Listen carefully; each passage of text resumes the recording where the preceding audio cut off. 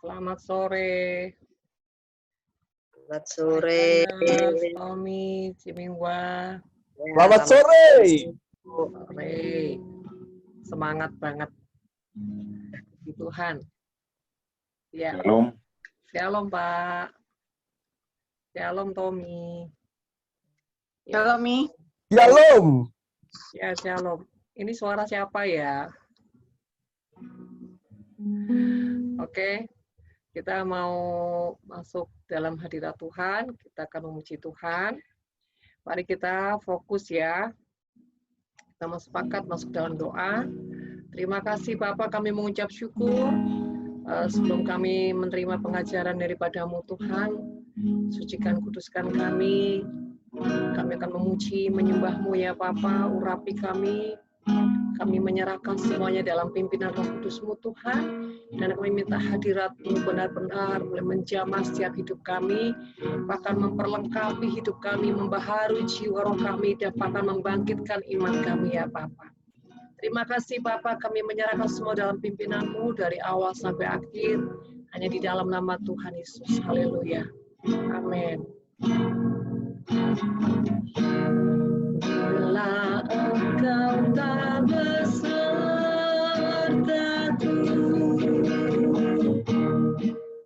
kami tak mau berjalan. Ku perlu Tuhan, bimbing langkahku dan kasih karunia-Mu. Bimbing langkahku setiap waktu, berjalan dalam Roh-Mu.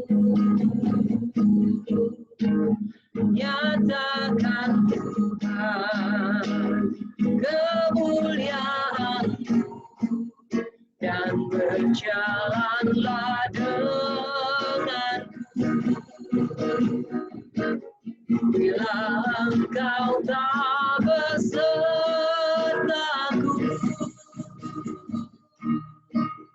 kami tak mau berjalan. Ku perlu Tuhan, pimpin langkahku dengan kasih karunia-Mu. Pimpin langkahku setiap waktu, berjalan dalam Roh-Mu. Nyatakan Tuhan kemuliaan-Mu, dan berjalanlah denganku. Bila Engkau tak besertaku,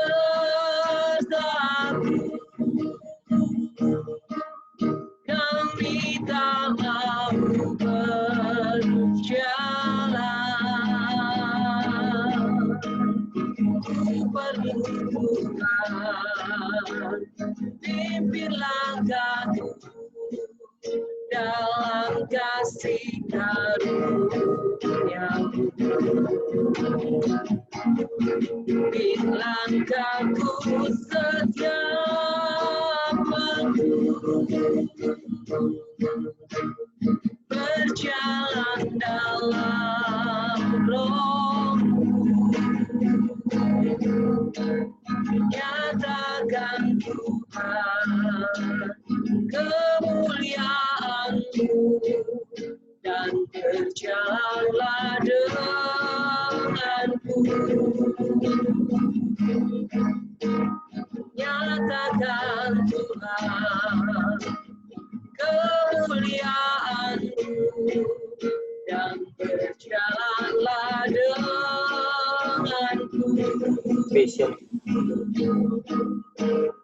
Nyatakan Tuhan kemuliaan-Mu, berjalanlah denganku.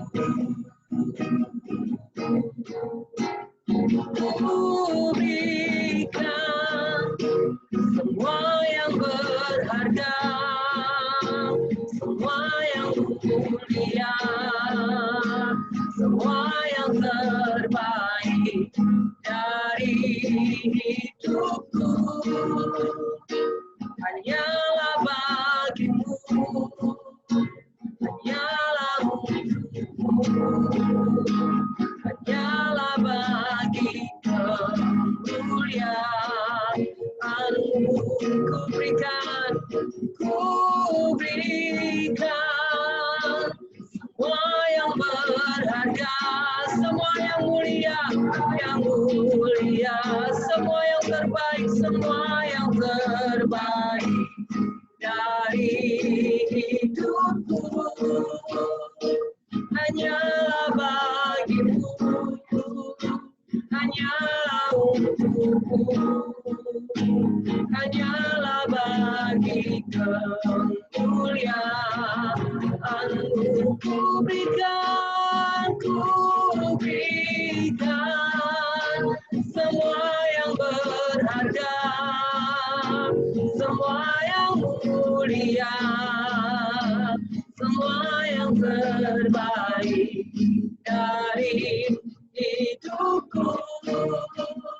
Hanyalah bagimu, hanyalah untukmu, hanyalah bagi kemuliaanmu,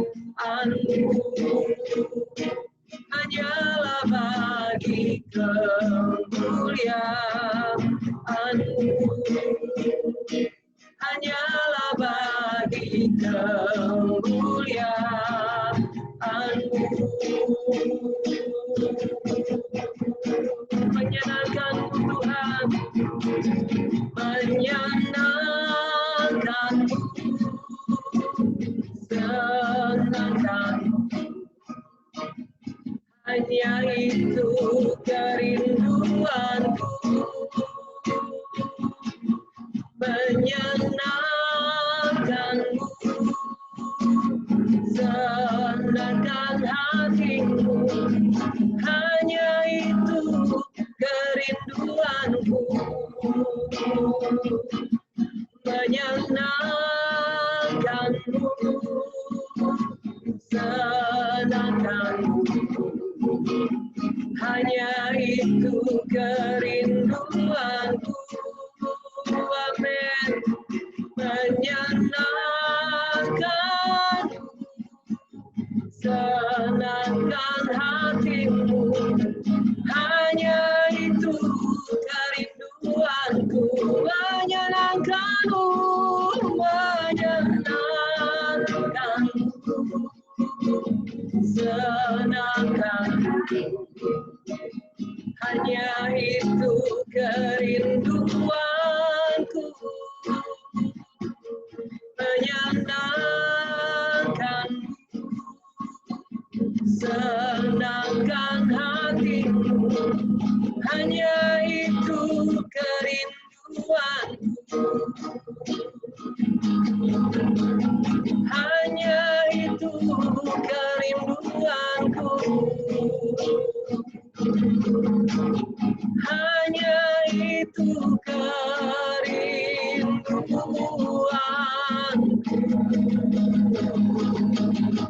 Ya Rabbi ya Rabbah, ya Rabbi ya Rasul, ya Rabbi ya Rasul.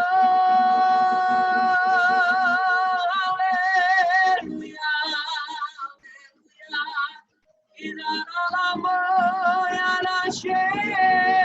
Ya Rasul, ya Rasul.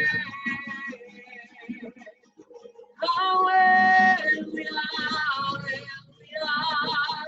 Ya Rabba ya Rashida la la wo, ya Rabba ya Rashid.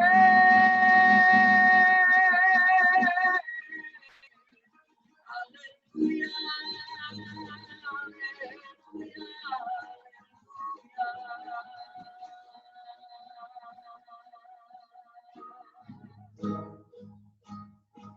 Bapa di surga, kembali Tuhan, kami merindukan sebuah kebenaran yang memerdekakan hati kami, jiwa, roh kami.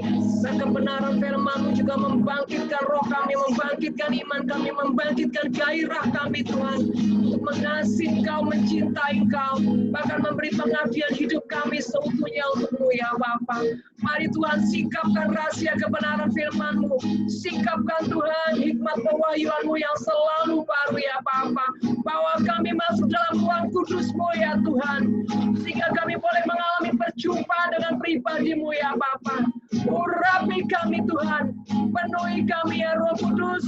Kuasa-Mu dinyatakan, kehadirat-Mu Tuhan menjamah setiap kehidupan kami ya Bapa. Urapi hamba-Mu Tuhan, pakai lidah bibir hamba-Mu menyatakan apa yang menjadi kehendak dan kebenaran-Mu ya Bapa. Dan kami percaya ada satu kemenangan dan terobosan yang besar akan terjadi atas setiap hidup kami ya Bapa. Buat kami menyambar setiap kebenaran firman-Mu dengan kuat Tuhan. Puji nama-Mu ya Bapa. Di dalam nama Tuhan Yesus kami sambut siap kebenaran firman-Mu yang memerdekakan hidup kami. Haleluya. Amin. Ya, shalom saudara. Sore hari ini kita akan belajar tentang penyembahan seorang Maria Magdalena. Saudara, Maria Magdalena adalah seorang perempuan yang dari kota Magdala, ya. Dan memang di 4 Injil firman Tuhan dari Matius sampai dengan Yohanes menceritakan ada beberapa Maria ya saudara ya. Salah satunya ini adalah Maria Magdalena. Dan saudara, ada juga peristiwa di mana wanita yang berdosa mengurapi kaki Tuhan, tetapi di situ tidak dijelaskan dia namanya siapa, hanya dikatakan wanita pendosa. Saudara, ada banyak Maria ya, tetapi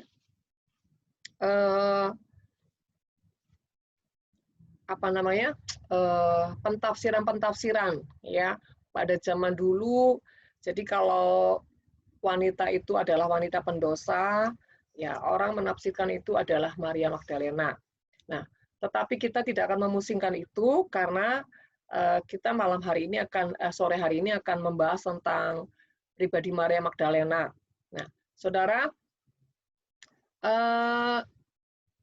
satu dasar ayat firman Tuhan yang menjadi referensi setiap kita ngebahas tentang penyembahan, yaitu di Yohanes 4 ayat 24 ya, Allah itu roh dan barang siapa menyembah Dia harus menyembahnya dalam roh dan kebenaran ya. Jadi saudara, setiap kita kalau kita itu menyembah Tuhan itu harus menyembah secara roh ya.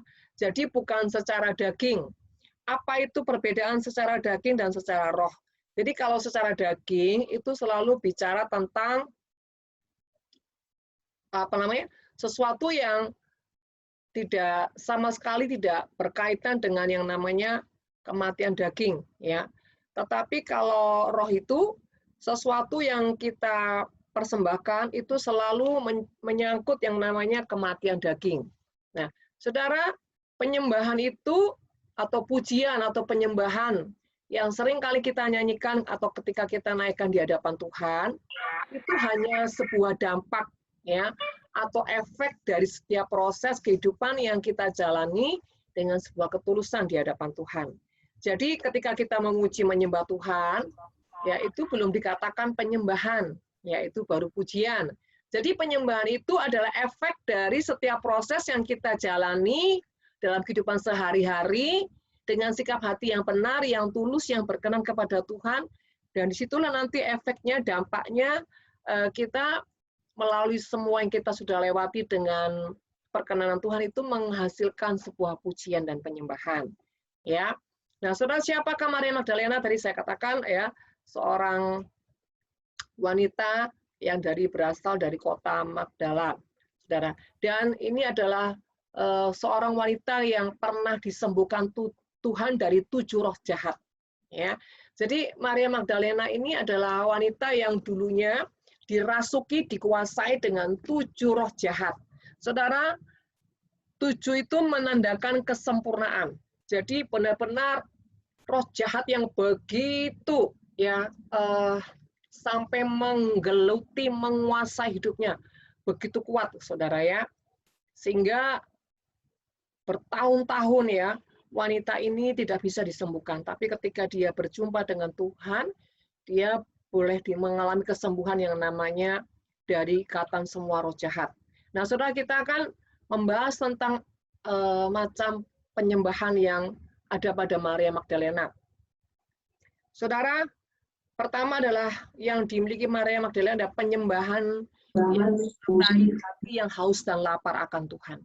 Ya, saudara, karena banyak orang menyembah Tuhan, tetapi hatinya beku. Ya, hatinya tidak ada kehausan, tidak ada kelaparan akan firman, akan Tuhan. Nah, saudara, di sini Maria Magdalena ini memberi diri untuk mengikuti Yesus dalam melayani jiwa-jiwa yang rela meninggalkan segala sesuatu demi selalu bersama dengan Tuhan. Ya, atau dia adalah orang yang sadar diri, ya, setelah hidupnya dipulihkan, ia tidak meninggalkan Tuhan Yesus, tetapi ia memberikan pengabdian hidupnya dengan hati yang tulus kepada Yesus. Jadi saudara, ini yang dikatakan penyembahan ya, hati yang haus dan lapar akan Tuhan. Ketika hidupnya dipulihkan, ya, ketika hidupnya disembuhkan, ketika hidupnya mengalami pertolongan Tuhan, ya, dia memberikan diri untuk apa? Mengikut Tuhan. Kita akan buka di dalam Lukas pasal yang ke-8 ayat 1 dan 2. Tidak lama sesudah itu Yesus berjalan berkeliling dari kota ke kota dan dari desa ke desa memberitakan Injil Kerajaan Allah. Ke-12 muridnya bersama-sama dengan dia. Ayat kedua, dan juga beberapa orang perempuan yang telah disembuhkan dari roh-roh jahat atau berbagai penyakit, yaitu Maria yang disebut Magdalena, yang telah dibebaskan dari 7 roh jahat. Saudara, dikatakan ini dengan beberapa perempuan. Tapi anehnya, kenapa hanya nama Maria Magdalena yang diucapkan atau yang dicetuskan dalam ayat ini? Berarti di sini ada sesuatu yang spesial. Ya, jadi Maria Magdalena ini adalah orang yang sudah dibebaskan dari 7 roh jahat, bahkan dari berbagai penyakit. Jadi saudara, ini menceritakan ikatan yang begitu kuat, yang begitu lama, ya saudara, yang dialami oleh Maria Magdalena. Sehingga ketika dia disembuhkan, saudara, dia adalah orang yang benar-benar bisa menempatkan diri, ya, orang yang tahu berterima kasih. Karena banyak orang ketika sudah dipulihkan Tuhan, ujungnya tidak setia lagi, ya, yang tadinya hidupnya dalam kemiskinan, sakit penyakit, banyak pergumulan, setia mencari Tuhan. Tapi giliran hidupnya sudah dipulihkan, sudah diberkati, bahkan penyakit sudah disembuhkan, keadaan sudah jauh lebih enak, bahkan hidupnya mulai diangkat Tuhan, ya, kebanyakan orang itu akhirnya nggak setia lagi. Tetapi di sini ya dikatakan Maria Magdalena ini mengiring Tuhan, saudara. Mengikuti Tuhan dimanapun Tuhan berkeliling untuk memberitakan Injil, dia mengiring Tuhan. Ya, artinya dia juga melayani Tuhan. Dia tidak meninggalkan Tuhan. Saudara, ingat nggak ketika ada satu peristiwa orang-orang lumpuh yang disembuhkan Tuhan, yang kembali cuma 1 orang. Tetapi yang 9 orang meninggalkan Tuhan. Nah, saudara, di sini menggambarkan ya, kalau lagi susah cari Tuhan, lagi susah sering doa puasa, lagi susah ya sering menyembah Tuhan, lagi susah teruslah baca firman. Tapi ketika kondisi sudah jauh lebih baik, banyak orang tidak setia. Nah, di sini kita melihat Maria Magdalena, dia bukan hanya setia, tetapi dia punya kehausan, kelaparan akan firman, akan pribadi Tuhan. Artinya Maria ini orang yang terus mengejar Tuhan. Saudara, bagaimana dengan kita? Ya, apakah ketika kita sudah dipulihkan Tuhan, apakah kita bisa tetap setia menyembah Tuhan? Bahkan setia terus, saudara, sampai akhir. Saudara, di sini Maria Magdalena bukan cuman setia, tapi dia punya kehausan akan Tuhan. Ya, yang selanjutnya penyembahan yang ada pada Maria Magdalena adalah pengujian hati yang tidak tergoncangkan. Saudara, ini kita baca di dalam Yohanes 19 ayat 25. Dan dekat salib Yesus berdiri ibunya dan saudara ibunya, Maria, istri Klopas dan Maria Magdalena. Saudara, ketika Yesus ditangkap, ya, bahkan mengalami sebuah penderitaan penganiayaan, saudara. Ya, saudara, perjalanan Via Dolorosa, ya, Via Dolorosa itu perjalanan penyiksaan Tuhan. Saudara, di sini Maria Magdalena ketika Yesus ditangkap bahkan sampai mengalami penyiksaan, dia adalah wanita yang tidak lari, saudara. Ya, tidak meninggalkan Yesus. Ya, jadi sekalipun diperhadapkan dengan kondisi yang menakutkan, mengerikan dan mencekam, ya, karena peristiwa penangkapan dan penganiayaan Yesus, ya, Maria Magdalena tidak meninggalkan Yesus, saudara. Ya, bahkan dia tetap setia ada di bawah salib Yesus sampai ujungnya Yesus disalib. Si Maria itu sedetik pun tidak meninggalkan, tetapi dia tetap, saudara, ada di dekat Yesus. Dia tidak gentar, tidak ketakutan dengan tentara-tentara Romawi, saudara, orang-orang yang menangkap, saudara. Karena pada saat Yesus ditangkap itu banyak murid-muridnya lari loh, saudara. Semua lari. Tidak ada satupun yang tidak lari. Ya, Petrus pun lari, melarikan diri, saudara. Sampai ujungnya dia menyangkal Yesus 3 kali. Tetapi di sini Maria Magdalena tidak melarikan diri. Jadi artinya Maria Magdalena ini orang yang hatinya sangat teruji. Kadang orang itu mau setia sama Tuhan, lagi cuma enak, saudara ya, lagi ditolong Tuhan. Tetapi kalau sudah dirasa hidupnya semakin hari kok semakin nggak baik ya, kok banyak tekanan, penyakit, banyak persoalan, banyak tantangan hidup, bahkan dibenci, dikucilkan banyak orang. Ya, apakah saudara tetap menyembah Tuhan? Tetap mengasihi Tuhan? Apakah saudara tetap, ya, hatinya nggak berubah sama Tuhan? Sekalipun banyak tekanan, persoalan, pergumulan, bahkan sakit, penyakit, saudara. Bahkan tekanan-tekanan ekonomi atau keluarga-keluarga yang lagi kondisinya berantakan seperti ada perpecahan di dalam keluarga. Apakah hati saudara, ya, tetap setia, tidak tergoncangkan? Karena saudara, banyak orang itu juga susah untuk setia sama Tuhan dalam kondisi yang paling susah, saudara. Ada orang yang kondisinya paling susah, akhirnya dia menjual Tuhan, menjual imannya. Sudahlah, nggak Tuhan-Tuhanan. Bahkan dia berani, saudara ya, menduakan Tuhan dengan cara mulai berurusan dengan okultisme, berurusan dengan paranormal, ya, tanya keberuntungan, tanya nasib, saudara ya. Nah, yang kedua, ada orang juga yang ketika sudah diangkat, diberkati, nggak setia lagi, saudara. Nah, saudara, tapi di sini loh, ya, bayangkan ini Yesus sedang ditangkap, ya, dengan tentara-tentara Romawi, bahkan dihajar, dianiaya, saudara. Semua murid-muridnya kabur karena apa? Mereka nggak mau resiko, takut, saudara, takut juga tertangkap, bahkan takut nanti teraniaya juga karena si Petrus sempat, saudara ya, dipertanyakan, loh, kau kan juga bagian dari Yesus? Oh tidak. Aku tidak mengenal dia. Takut, saudara. Ya, banyak orang yang ketika menghadapi tekanan-tekanan masalah pergumulan, ujungnya dia berani sampai meninggalkan Tuhan. Bahkan karena jodoh, meninggalkan Tuhan. Karena jabatan, berani menjual Tuhan. Karena jabatan, berani menjual imannya. Saudara terkasih, lihat, Maria Magdalena. Sekalipun Yesus digoncang, ya, dengan penyiksaan yang sangat mengerikan, bahkan semua murid-muridnya lari ketakutan. Tapi Maria Magdalena bersama Ibu Yesus tetap, saudara. Bahkan kalau kita lihat film The Passion, ya, di mana Maria Magdalena ini, ya, darah Yesus yang berceceran itu sampai dia ambil dan dia urapi di wajahnya. Begitu dia menangis dengan histeris.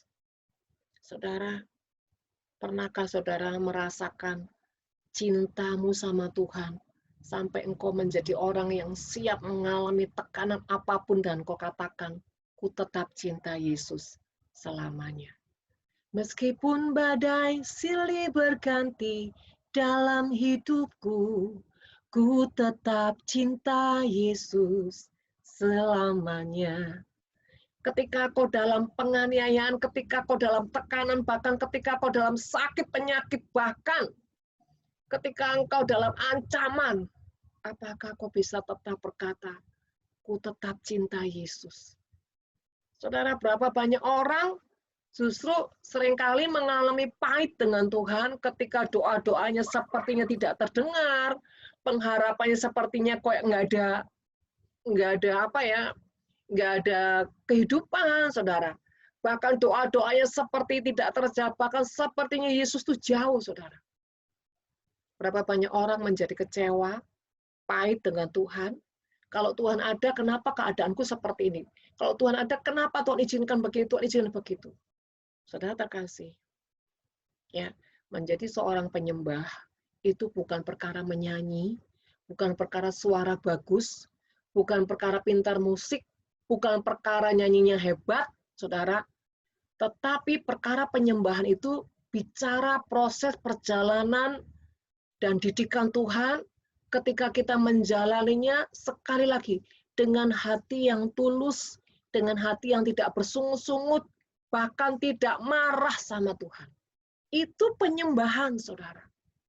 Jadi kalau penyembahan hanya cuma karena sekadar sebatas di mulut, sebatas cuma nyanyi, itu bukan penyembahan. Itu baru pujian, saudara. Penyembahan itu adalah ketika kita memberi hidup kita, mengorbankan segala sesuatu yang ada pada diri kita, bahkan sampai mungkin kita merasa ada sesuatu yang sakit, yang terluka, bahkan sampai ujungnya mungkin, saudara ya, kita mengalami seperti dalam tanda kutip ketidakadilan Tuhan. Apakah kita tetap, saudara? Ya, saudara terkasih, ini Maria Magdalena sangat luar biasa. 12 murid Yesus semua kabur, saudara. Ya, tetapi dia bertahan mengikut Yesus. Bahkan bukan hanya mengintai, mengikut dia sepanjang perjalanan Via Dolorosa itu dia menangis, saudara. Hatinya hancur karena apa? Pribadi yang dia kasih, yang dia cintai, saudara, mengalami siksaan yang sangat berat.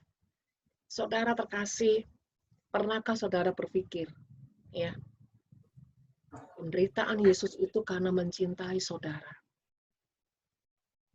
Pernahkah saudara berpikir, Tuhan yang dia adalah Tuhan, meninggalkan tahta kerajaan di surga, meninggalkan keagungannya, dan dia turun sebagai manusia yang hina, hanya untuk menyelamatkan manusia.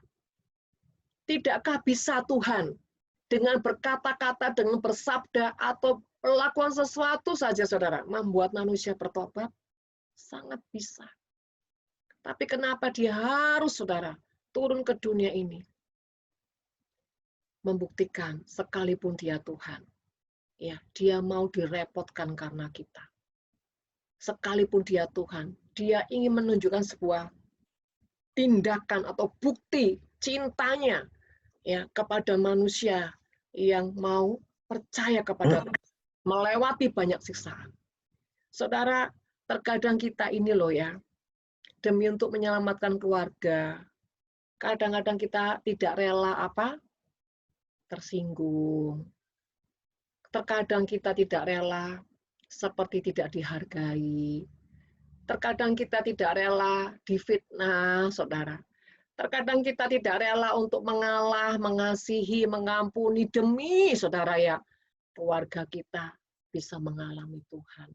Keluarga kita bisa melihat kasih-Nya Tuhan. Keluarga kita bisa diselamatkan. Saudara, lihat Magdalena. Sekalipun dia melihat tuannya, gurunya, mengalami penderitaan siksaan, dia tidak meninggalkan, saudara. Dia tidak lari, saudara. Saudara terkasih dalam nama Tuhan. Ya, berapa banyak orang karena COVID jadi takut ke gereja. Enggak usah ke gereja lah, di rumah aja bisa online. Ya, saudara, alasannya apa? Ini kan anjuran pemerintah. Tapi kalau mau ngomong jujur, di dalam hatinya malas. Karena malas, dia banyak berdalih. Nah, banyak orang-orang tidak jujur, saudara. Ya, karena apa? Sebetulnya yang paling prioritas itu adalah malas. Kedua apa? Takut sama COVID, saudara. Bukan saya bilang kita ini mencobai diri, tidak. Tapi coba belajar menjadi orang yang jujur. Loh, kalau dia ibadah online dan dia benar-benar menghormati Tuhan, sungguh-sungguh sepanjang ibadah dia mengikuti dengan hati yang hormat takut akan Tuhan, dia sungguh-sungguh mengikuti, bahkan ketika ada pujian penyembahan dia ikuti. Ketika ada firman dia benar-benar merenungkan, dia benar-benar mendengar dengan baik. Sikapnya benar-benar menghormati Tuhan, it's okay. Tapi ada berapa banyak orang yang katanya sambil beribadah di online, tapi kelakuan sikapnya tidak menghormati Tuhan, bajunya sembarangan, saudara ya, dalam sikap ibadah nggak ada takut akan Tuhan. Bahkan saudara ya, semau-maunya, mau ibadah jam berapa, di YouTube 24 jam misalkan gitu ya. Di YouTube dari yang jam 7 sampai jam 7 malam ada kok, tinggal milih kayak milih menu makanan. Ini tidak menghormati Tuhan. Sangat tidak menghormati Tuhan. Sekalipun kita beribadah di YouTube, saudara, belajar beri yang terbaik, waktu yang terbaik, cari ibadah yang benar-benar yang Tuhan mau kita ikuti, ya, bahkan lebih pagi bila perlu, ya saudara ya, yang bagaimana Tuhan menuntun kita, saudara. Jangan cari asal-asalan, apalagi sudah jamnya asal-asalan, terus saudara tidak duduk diam. Nah ini bagaimana? Kembali lagi, kadang orang itu, saudara ya, banyak dalih, banyak alasan. Nah, saudara, mari ya, jadi pribadi yang belajar jujur sama diri sendiri. Jangan suka membangun manusia roh kepalsuan, saudara, supaya engkau tidak menuai kutuk-kutuk dalam hidupmu, supaya engkau tidak menuai penderitaan-penderitaan yang iblis jebak dalam hidupmu. Tapi biarlah kau punya hati yang takut akan Tuhan. Saudara, lihat, kembali lagi. Magdalena sedikit pun tidak ada ketakutan sama sekali. Berarti, saudara, demi hatinya mengasihi Tuhan, dia lepaskan semua ketakutan, dia kebaskan semua ketakutan, dia berani menghadapi tantangan apapun. Ini yang dikatakan penyembahan, saudara. Yang dimana hatinya tidak tergoncangkan. Sekalipun Tuhan, aku masih dalam kekurangan, masih banyak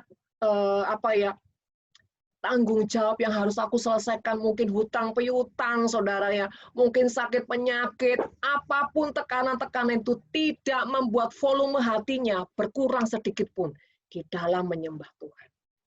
Saudara boleh menangis dalam tekanan, tapi biarlah hatimu terus menyembah Tuhan.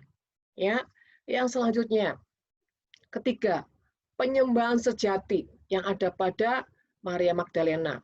Kita baca Matius 27 ayat 61. Tetapi Maria Magdalena dan Maria yang lain tinggal di situ, duduk di depan kubur itu. Saudara, sekalipun Yesus ya sudah mati menurut ukuran manusia, bahkan sudah dikubur, ya, bahkan sudah tidak ada harapan lagi, saudara. Namun hati dan kesetiaan Maria Magdalena tidak berubah, saudara. Ya, tidak berkurang sedikit pun.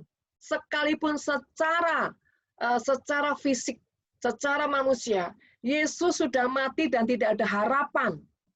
Tetapi Maria tetap duduk di situ, duduk dekat kubur Yesus. Dia menunggu Yesus, dia menanti Yesus di situ, saudara. Ini artinya, kalau saudara lagi nyembah Tuhan, muji Tuhan, nyembah Tuhan, entah berdoa, entah apapun, saudara. Kalau seperti tunggu Tuhan, kok rasanya nggak jawab-jawab, kok nggak ada hadirat Tuhan ya, kok nggak ada greget ya, kok nggak ada bulu merinding-merinding ya. ujungnya saudara apa? Berdiri dan meninggalkan tempat atau di mana engkau sedang beribadah atau di mana engkau sedang duduk diam.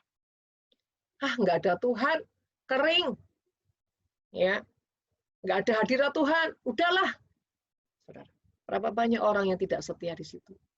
Kayaknya Tuhan nggak hadir, langsung di-cut saudara doanya, langsung di-cut pujiannya, langsung di-cut penyembahannya, langsung di-cut baca firman-nya. Ada baca firman nggak ngerti, udahlah tutup jebret.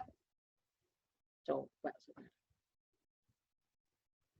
Hidup ini ya, kalau tidak terbiasa dengan didikan Tuhan, jadi orang cuma abal-abal, saudara. Kristen abal-abal, Kristen munafik, Kristen tidak teruji, Kristen bunglon, saudara.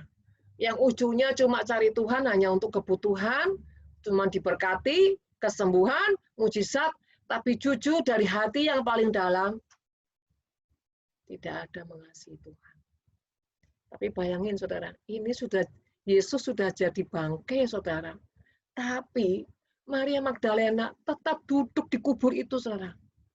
Menantikan Yesus sambil menangis. Bayangin, orang sudah jadi jasad, ya sudah jadi apa ya, sudah jadi nggak bernyawa lagi, saudara. Nggak ada harapan. Bahkan nggak ada murid-murid Yesus yang bersama-sama, saudara, di situ. Hanya Maria Magdalena. Kalaupun ada, mungkin Maria ibu Yesus, saudara. Yang lainnya kemana semua? Murid-murid yang 3,5 tahun bersama Yesus, kemana semua itu? Yang tiap hari dengar pengajaran, lihat mujizat, yang katanya aku mau mati bersama engkau, melakukan perjamuan, saudara. Duduk sehidangan, makan dengan Tuhan. Kemana mereka semua? Saudara terkasih, sekali lagi, penyembahan itu bicara proses perjalanan, bahkan di dalam pahit, di dalam lembah, segala bentuk lembah kekelaman, kekeringan, bayang-bayang maut, lembah apapun lah itu, saudara. Di mana hati ini tetap punya keputusan untuk bukan hanya menyembah Yesus, mencintai Yesus. Saudara, mari jadi orang yang terbiasa punya ketulusan dan kesetiaan dalam mengasihi Tuhan. Maka disitulah penyembahanmu akan punya roh kehidupan. Saudara terkasih, mungkin pada saat kita dengar sepertinya biasa-biasa saja. Coba saudara belajar mengimajinasikan. Kalau saudara ada di posisi Maria Magdalena, dia menangis sepanjang Yesus ditangkap, dianiaya, ya, diadili, dianiaya, sampai ujungnya Yesus disalib, saudara. Sampai ujungnya Yesus dikubur. Perjalanan dari awal sampai akhir dia tetap di situ, saudara. Sambil hatinya hancur, hatinya menangis. Karena apa? Maria Magdalena, orang yang sadar diri, yang dari orang berdosa, orang yang kotor, orang yang najis, orang yang tadinya kalau tidak ketemu Tuhan jadi orang yang mengalami kutuk sepanjang hidupnya. Ketika dia berjumpa Tuhan, dia dilepaskan dari segala kutuk. Ya, dia menjadi orang yang diselamatkan, dimerdekakan, punya pengharapan, punya kehidupan yang kekal. Dia menempatkan diri sebagai orang yang tahu diri dan balas budi, saudara. Sebab itu, saudara, banyak orang cuma mau protes sama Tuhan, marah sama Tuhan, berontak sama Tuhan. Padahal dia nggak ngerti perjalanan yang Tuhan izinkan terjadi itu adalah mendatangkan kebaikan buat hidupnya. Saudara yang terkasih dalam nama Tuhan, satu kali perjalanan hidup saya, ya, ketika saya masih belum mengerti, kenapa ya Tuhan, saya punya mertua seperti ini, aduh Tuhan, ini mertua ajaib, gitu ya. Saya tidak pernah lihat orang sejahat ini, Tuhan, itu ya. Awal yang ketika saya tidak mengerti, saya ini ngomel, saudara. Tapi ketika Tuhan memberikan saya pengertian, lewat orang seperti inilah, seharusnya kamu bersyukur. Lewat orang yang seperti ini, kamu belajar sabar, kamu belajar mengampuni yang terus-menerus tidak ada batasnya, belajar punya penguasaan diri, kelemah lembutan, belajar yang namanya meletakkan korban sama orang yang menyakiti kita, bahkan bisa bilang menusuk hidup kita. Kita bisa bukan hanya mengampuni, tapi mengasihi, bahkan memberikan pengorbanan yang terbaik. Saudara, ketika saya sadar, kalau saya tidak punya mertua seperti itu, saya tidak akan pernah menjalani yang namanya proses kematian daging. Saya tidak akan pernah menjalani namanya proses peremukan, ya, kesombongan, keangkuhan, banyak hal, saudara. Tapi lewat itu, saya menjadi pribadi yang diubahkan Tuhan. Nah, saudara terkasih, sehingga singkat cerita, ketika mertua saya, ya, sudah mau dekat-dekat ya dipanggil Tuhan, ya saudara, karena Tuhan bilang gini, 3 bulan nanti aku akan bawa dia pulang. Saudara terkasih, saya juga aneh lihat dia tuh banyak berubah, diam, biasanya dia ngomel apa, wah pokoknya setiap hari harus ada gara-gara yang membuat saya ini sampai nggak bisa ngomong lah istilahnya, saudara ya. Benar-benar seperti kayak Tuhan tuh jauh, Tuhan itu nggak ada, saudara. Ya. Tapi saudara, ketika saya melihat bagaimana mertua saya berubah, ya, sampai ujungnya, saudara, di nafas terakhir, ya, saya ini sampai berkata sama Tuhan, Tuhan, terima kasih buat setiap kesempatan. Nah, saudara, dari sejak itu tuh ya, setiap kali saya berhadapan dengan orang-orang yang membenci saya, memfitnah saya, menekan saya, bahkan berbuat yang paling jahat, justru di situ memotivasi saya apa? Untuk terus memberikan kasih sama orang tersebut. Istilahnya saya, saudara, kalau kamu nggak sampai muntah dengan kasih Tuhan, saya tidak akan pernah berhenti. Jadi disitulah pelajaran yang saya dapat, saudara. Tapi intinya, saya merasakan ada sesuatu yang mengubah banyak hal dalam hidup saya. Bukan hanya saya diubah, kepercayaan demi kepercayaan Tuhan berikan kepada saya. Nah, jadi saudara, kalau kita berjumpa dengan orang-orang yang menyakiti, bahkan melukai kita, bahkan kita merasa sepertinya tidak ada keadilan dalam hidup ini, bersyukurlah. Karena disitulah engkau akan menghasilkan penyembahan demi penyembahan. Lewat setiap proses-proses yang Tuhan hadapi, yang Tuhan izinkan kau hadapi, kau lewati, engkau bukan hanya diubahkan Tuhan, tetapi ada manusia roh ilahi yang akan diimpartasikan, diwariskan dalam kehidupanmu. Dan engkau akan menjadi berkat bagi banyak jiwa-jiwa. Sampai ujungnya orang melihat hidupmu, itu melihat hatinya Tuhan. Wow. Apakah kau tidak ingin seperti itu, saudara? Ya, jadi saudara di sini, Maria Magdalena, benar-benar hatinya itu tidak tergoncangkan, nggak ada ketakutan, bahkan segala resiko dia hadapi. Demi apa? Demi keputusannya, mengiring Tuhan, mengasihi Tuhan, bahkan mencintai Tuhan. Resiko apapun dia hadapi, saudara. Ya, entah kalau itu tentang kemiskinan, sakit penyakit, tantangan dalam keluarga, ya, mungkin engkau akan dibuang dari keluarga, engkau akan dihindari atau dijauhi dari lingkungan pekerjaan, engkau dibully dari lingkungan pekerjaan, apapun yang Tuhan izinkan kau harus lewati. Belajarlah bersyukur, saudara, karena di balik semua yang salib yang engkau hadapi, itu akan mendatangkan kemuliaan. Nah, saudara terkasih, di mana Maria Magdalena, ya, sangat luar biasa. Ya, jadi saudara, kalau saudara itu berdoa, sepertinya kok belum dijawab-jawab, memuji menyembah Tuhan, sepertinya kok Tuhan tidak hadir atau belum hadir, ya jangan menyerah. Ya, jangan gampang menyerah, jangan gampang marah, kecewa, dan akhirnya membanding-bandingkan. Itu orang nggak ngapa-ngapain kok hidupnya enak ya.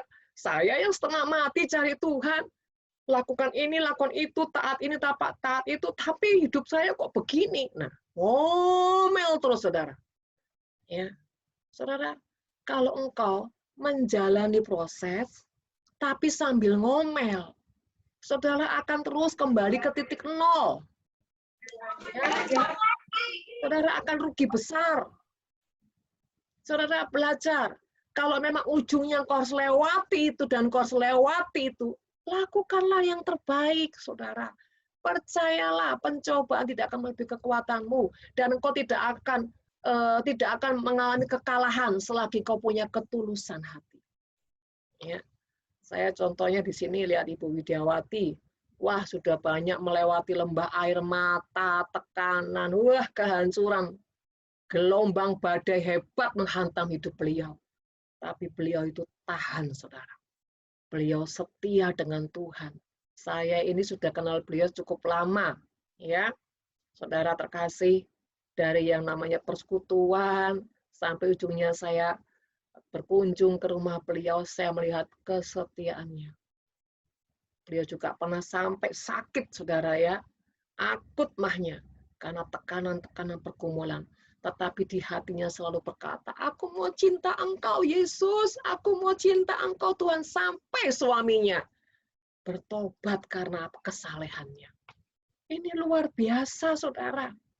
Ya, mari, saudara, kalau engkau dalam perjalanan hidupmu mengalami ujian-ujian, jangan bersungut-sungut, jangan marah. Kemarahan, bersungut-sungut, keluh kesah tidak akan mendatangkan mujizat, saudara. Bahkan akan mendatangkan kutuk dalam hidupmu. Bahkan perjalanan akan semakin berputar-putar, ujungnya seperti bangsa Israel. Siapa yang rugi? Kita yang rugi. Percayalah, Tuhan tidak pernah bermaksud jahat. Semua yang kita harus lewati, ujungnya untuk kebaikan kita. Supaya keluarga kita melihat, wah ini orang ya, ngalami begini begitu, tetap setia Tuhan, tetap cinta Tuhan. Saudara saya dulu juga pernah ngalami. Satu hari bisa, waduh, sembahyang enggak tahu berapa puluh jam, saudara. Sampai suami saya bilang, berdoa terus, emangnya kalau berdoa terus, duit bisa jatuh dari surga. Wah, banyak saudara saya alami banyak hal.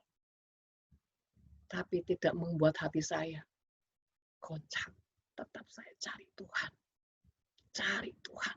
Kesibukan yang setiap hari cuma tidur 2 jam, tetap cari Tuhan, saudara.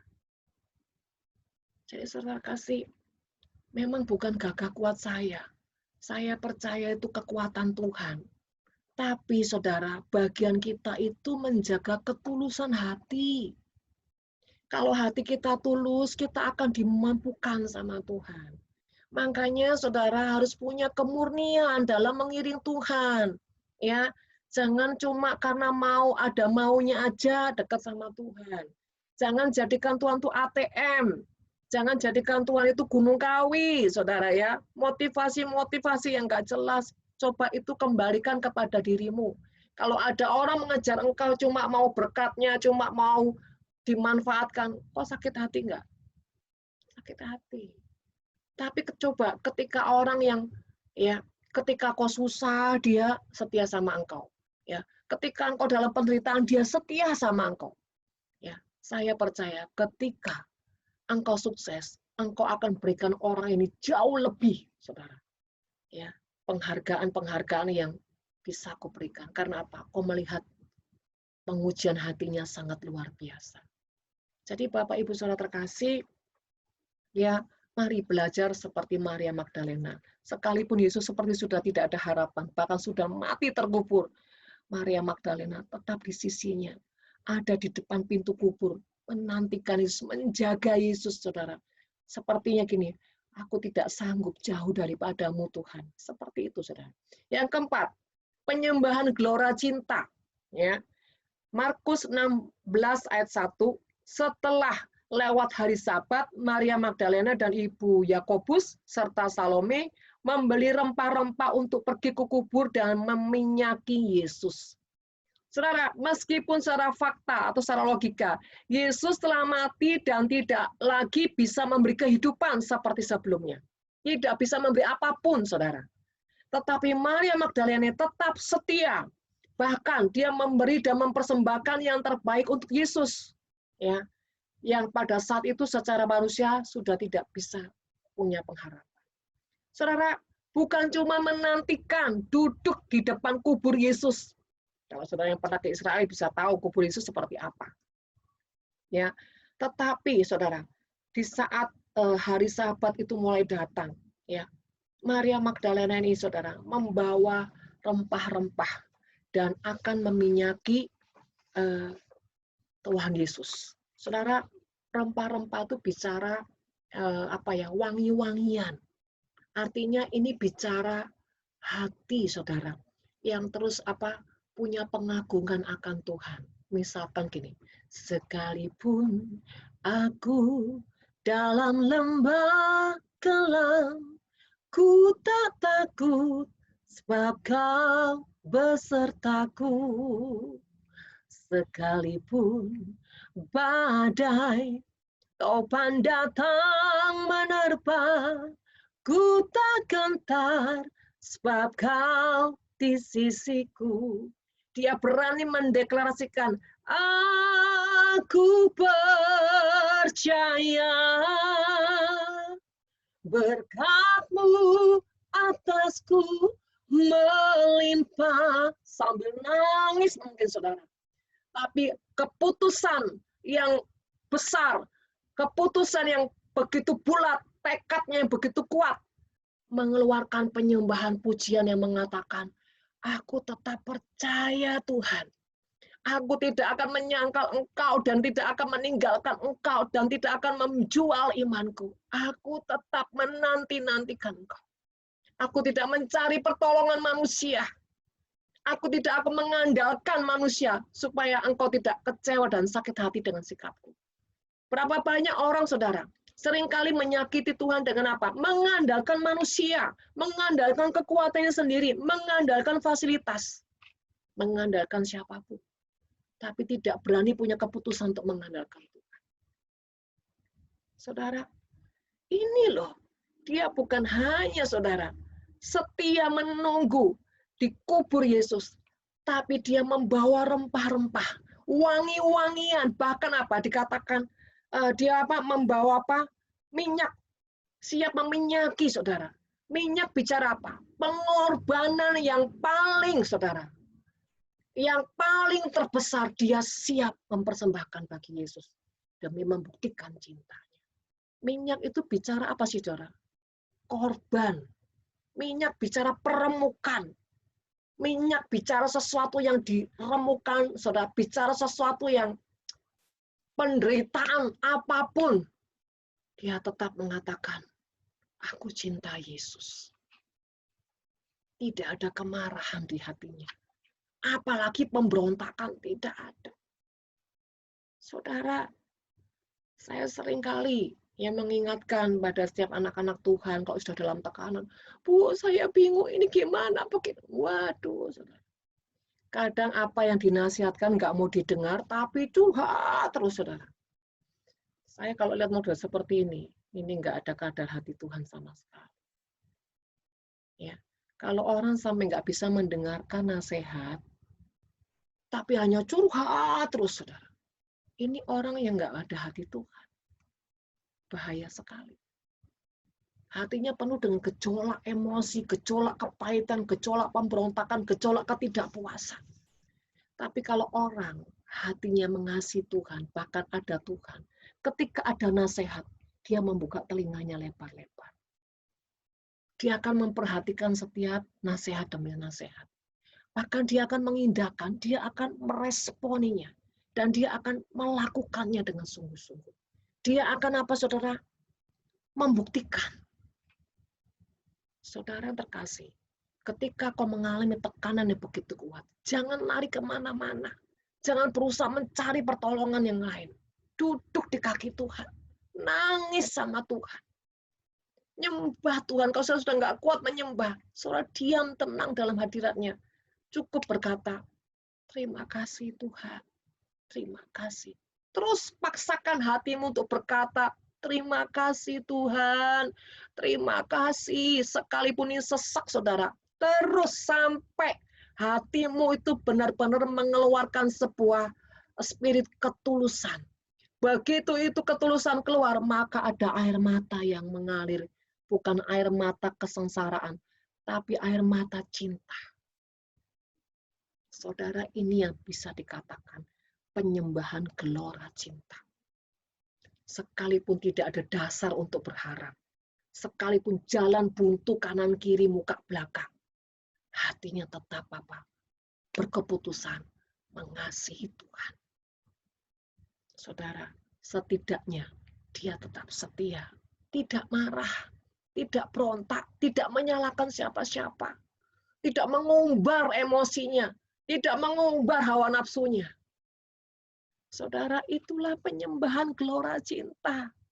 Ketika Tuhan menyaksikan engkau punya ketulusan seperti itu, nanti ujungnya yang nangis itu bukan dirimu, tetapi Tuhan. Dia akan berkata, engkau hamba yang mengasihi aku mencintaimu. Engkau hamba yang sangat aku kenal dan aku mengagumimu. Wow. Pernahkah saudara membuat Yesus menangis karena melihat gelora cintamu yang begitu luar biasa? Karena engkau sudah menunjukkan bahwa engkau akan terus mencintai dia. Pernahkah kau melakukan itu di hadapan Tuhan? Sampai Tuhan itu kagum dan tidak bisa berkata apa-apa pun, cuma menangis. Dan dia mendekat engkau dalam pelukannya. Dan seakan-akan Tuhan yang bukan kita yang nggak mau lepas dari pelukan Tuhan.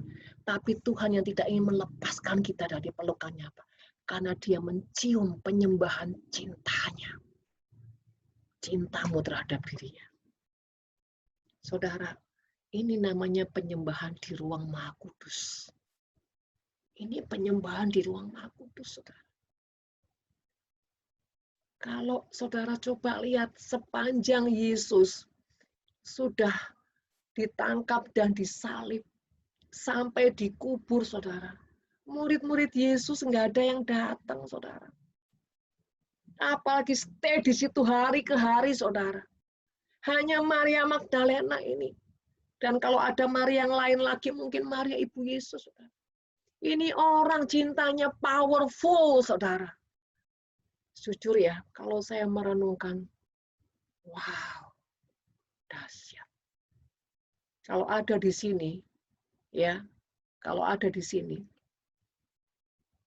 satu orang saja berani mengabdi sama orang yang sudah miskin, nggak punya apa-apa, saudara.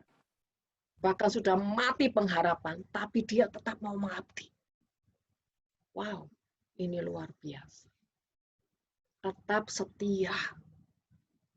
Ya, saya itu sangat-sangat apa ya?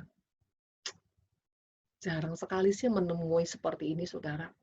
Orang yang nggak punya apa-apa, tapi dia tetap punya keputusan. Seperti Ruth, saudara ya. Meskipun Naomi itu sudah nggak punya apa-apa, dia ikuti, bahkan dia mengorbankan dirinya, saudara.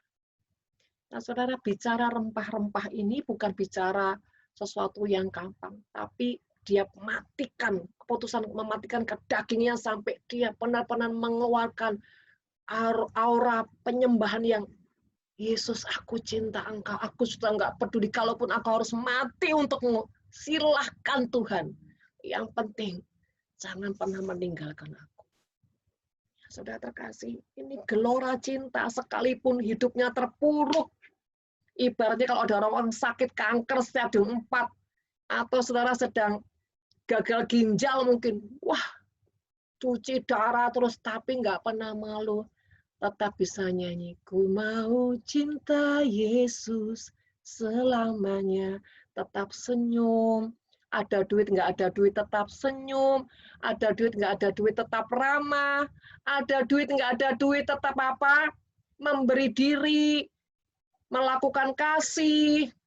Nggak pernah, saudara ya, pengabdian, pengorbanan hidupnya itu dibatasi dengan materi atau keadaan apapun. Tetap, saudara. Kalau ada orang-orang seperti ini, dialah penyembah gelora cintanya Tuhan. Ya, orang yang tidak pernah memusingkan dirinya sendiri. Saudara, saya suka merenung, gimana ya buat Tuhan itu tersenyum, bahkan menangis kagum dengan apa yang saya bisa lakukan untuknya. Saya selalu berdiskusi dengan Roh Kudus, dan saya selalu diminta dimampukan. Karena apa? Saya ingin selalu menunjukkan Tuhan, I love you. I love you, Tuhan.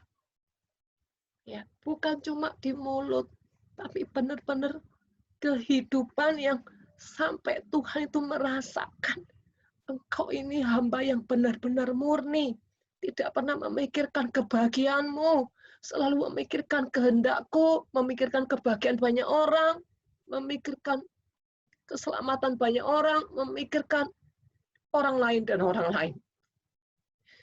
Kalau saudara sampai bisa seperti itu akan membuat Tuhan merasa dicintai. Dan dia akan kagum kepadamu.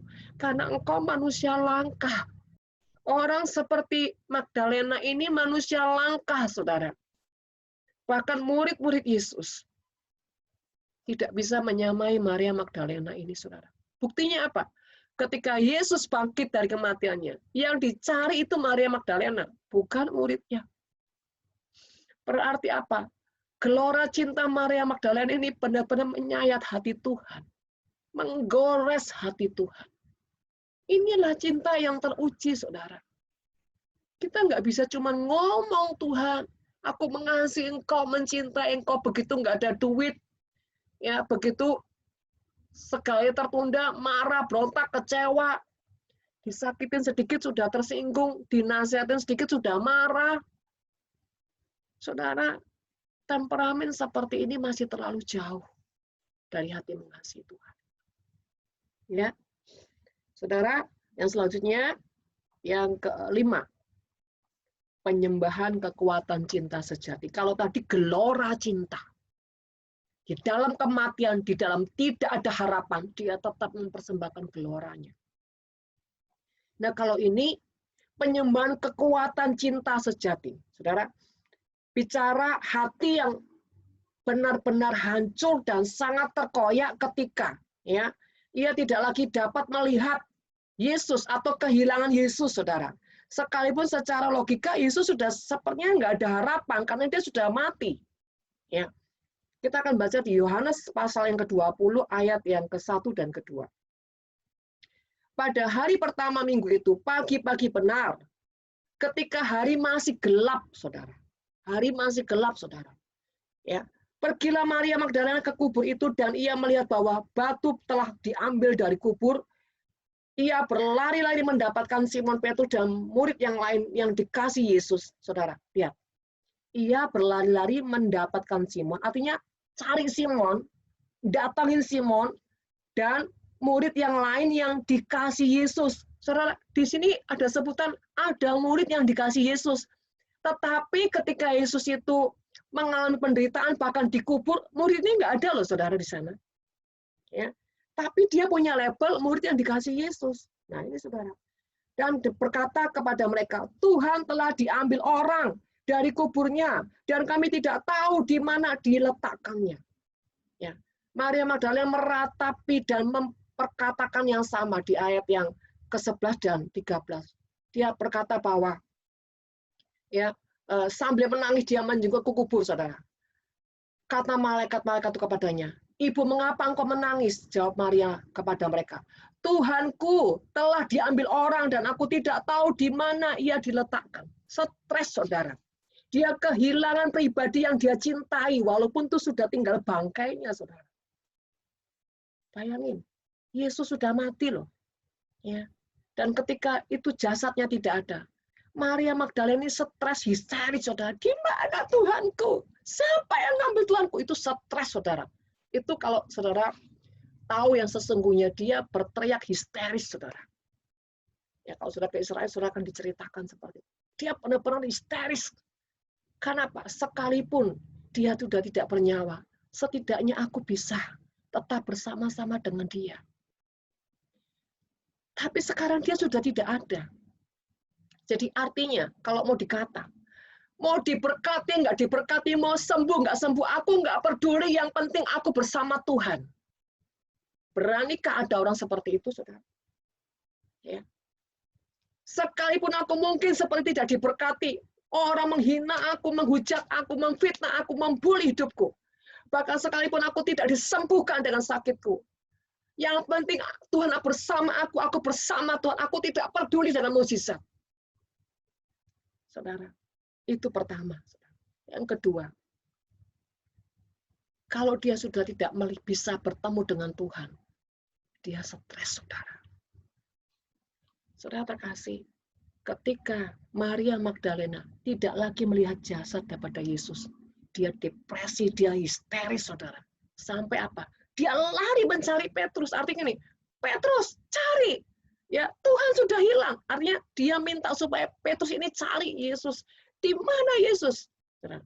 Karena apa? Pada ujungnya ketika ada malaikat bertanya kepada dia, Maria Magdalena tetap dalam kondisi menangis dan berkata yang sama.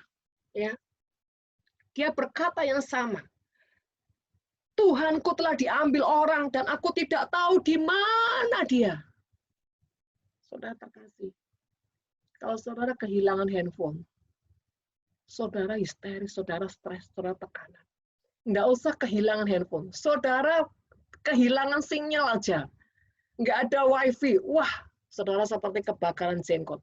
Tapi ketika saudara kehilangan Tuhan, sepertinya itu nggak masalah.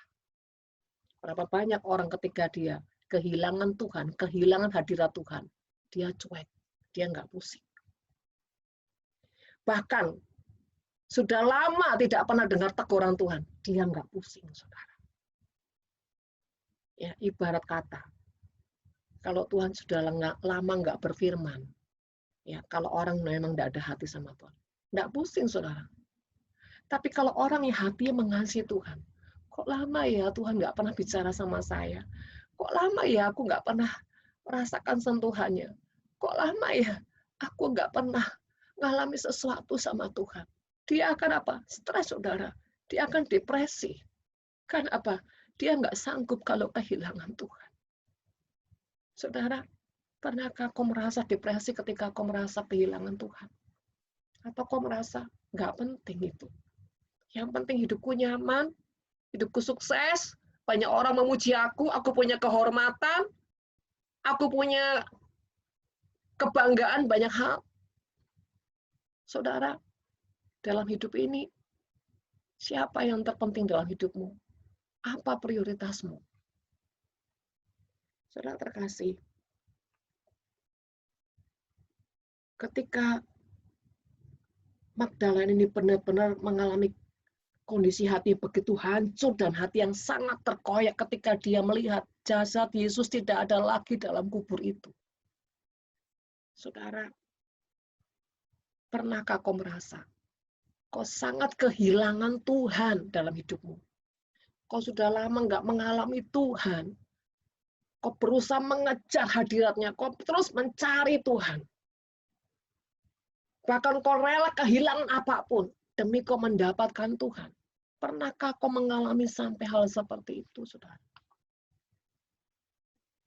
Bapak Ibu yang kekasih, ketika kita mendapatkan Tuhan, kita akan mendapatkan kehidupan yang jauh lebih utama dari segalanya. Apa artinya kau punya kekayaan dunia, punya kehormatan, punya jabatan, punya semua kenyamanan. Tapi kalau tidak ada Tuhan di hidupmu, betapa mengerikannya hidup ini, saudara. Kalau tidak ada Tuhan di hati kita. Dan berapa banyak orang sudah tidak peduli ketika Tuhan tidak lagi tinggal di dalam kita.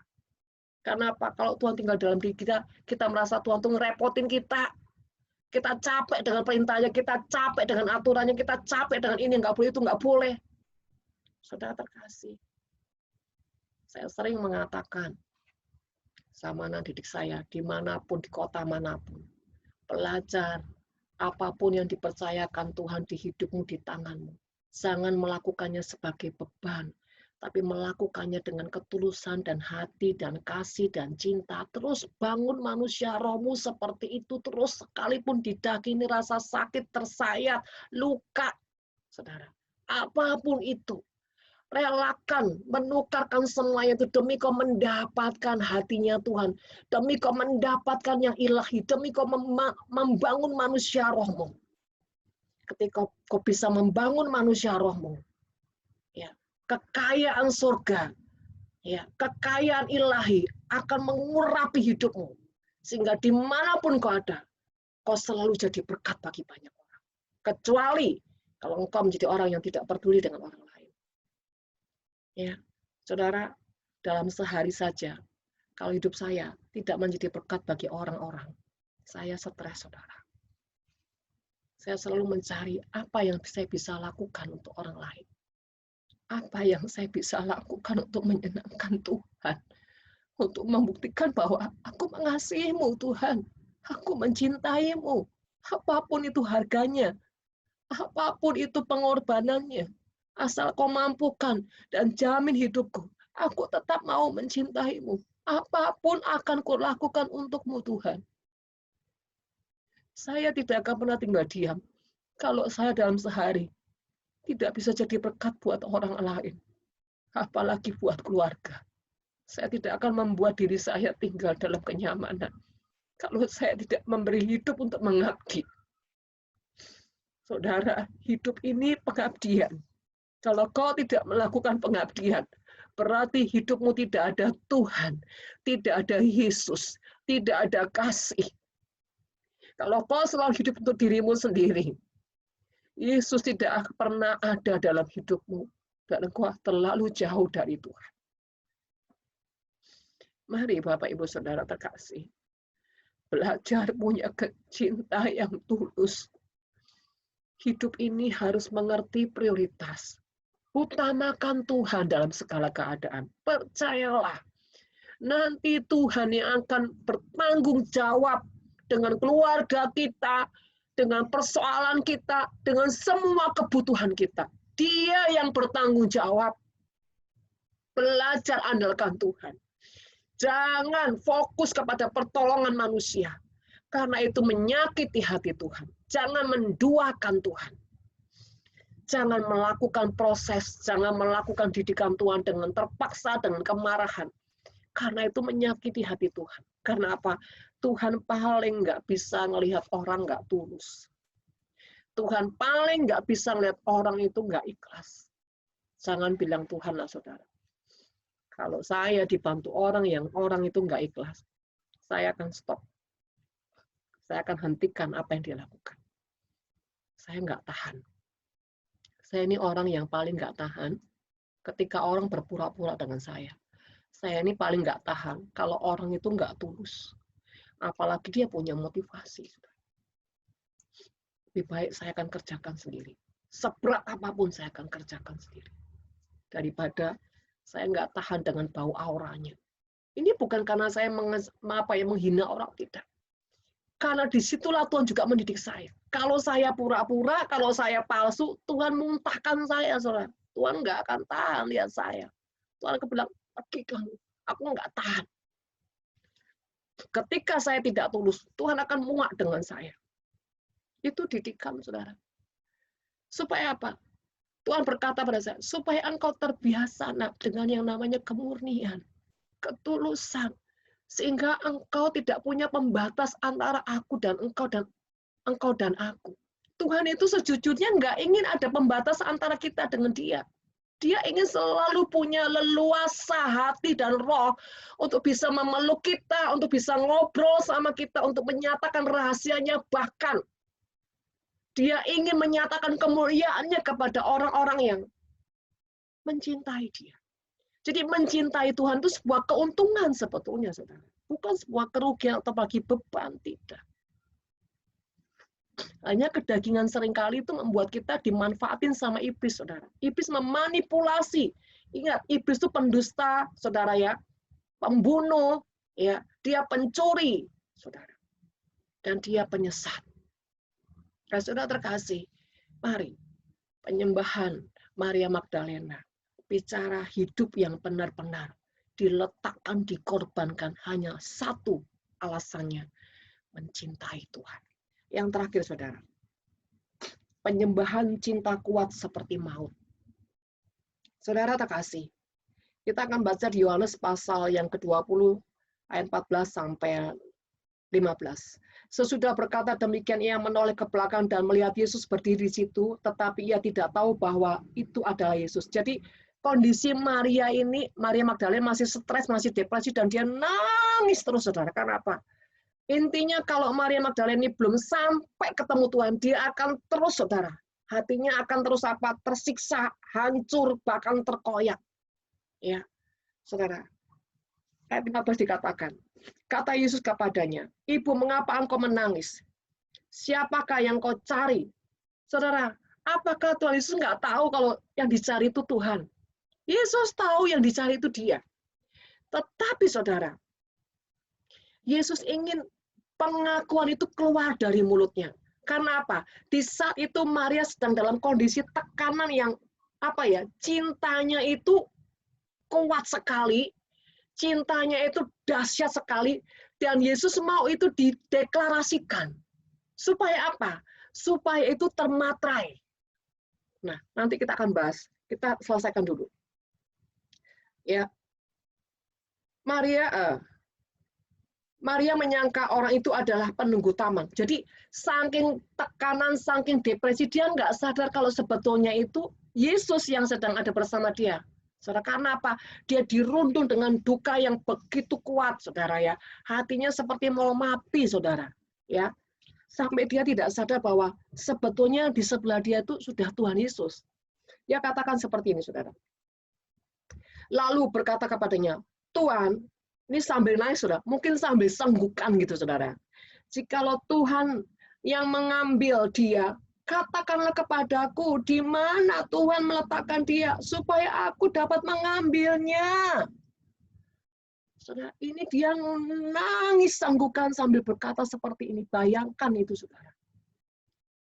Dan kenapa Tuhan mau dia melepaskan dengan kata-kata? Supaya itu dimateraikan sebagai perjanjian. Sehingga apa, saudara?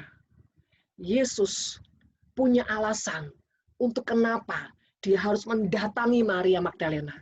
Karena Yesus mendapati dia orang yang satu-satunya punya kekuatan cinta seperti maut. Wah, ini alasan kenapa Yesus itu harus mendatangi Maria. Sama, kenapa Yesus harus datang singgah ke rumah Sakius. Karena Sakius membuktikan cintanya kuat seperti maut. Kenapa? Sakius rela meletakkan dan melepaskan semua apa yang dikesukaan, hartanya, apapun, saudara. Demi apa? Demi dia mendapatkan Yesus. Saudara, bagaimana dengan saudara? Apa yang saudara berani meletakkan di hadapan Tuhan? Pengakuan seperti apa yang membuktikan sampai Tuhan merasakan dahsyatnya cintamu kepadaku, dalamnya cintamu kepadaku. Bapak, Ibu, Saudara yang terkasih, mengapa seringkali pujian kita, penyembahan kita jauh dari kuasa Tuhan, jauh dari mujizat, jauh dari perkenanan Tuhan? Karena pujian yang kita naikkan, penyembahan yang kita naikkan, itu hanya penyembahan kosong. Dalam arti kata, kita tidak menjalani proses didikan Tuhan dengan benar. Tidak ada ketulusan, tidak ada korban-korban yang kita letakkan dengan hati yang bersukacita. Tapi kita selalu melakukannya dengan kemarahan, dengan bersungut-sungut, dengan kecewa, luka batin, protes ini, protes itu, ngedeadline Tuhan, ngatur Tuhan. Itu yang membuat kita apa? Tidak pernah selesai, saudara. Tidak pernah bisa dibebaskan dari banyaknya roh jahat. Kenapa roh jahat itu keluar masuk, keluar masuk? Karena hati seringkali tidak pernah mau dibereskan sampai tuntas. Saudara, penyembahan yang hatinya itu merdeka, di situ tidak ada roh jahat yang berani tinggal dalam hidupnya. Dan tidaklah ada lagi, saudara, kemarahan, kebencian, iri hati, pemberontakan itu sudah tidak ada lagi. Karena apa? Roh jahat sudah keluar dari tubuhnya. Seperti roh jahat yang sudah keluar dari Maria Magdalena. 7 roh jahat. Ini berarti, saudara, penderitaan yang sempurna. Ya, ikatan roh jahat yang sempurna sudah keluar dari tubuh Maria Magdalena. Sehingga apa? Hatinya bersih. Ya, hatinya itu murni. Bahkan hatinya begitu lapang, luas, dan dalam, sehingga apa? Yesus bisa selalu tinggal di dalam jiwa dan rohnya. Makanya cintanya itu begitu luar biasa. Karena sudah tidak ada roh jahat lagi yang tinggal di dalam jiwa rohnya. Dia sudah lepas dari belenggu roh jahat, saudara. Nah, Bapak Ibu terkasih dalam nama Tuhan.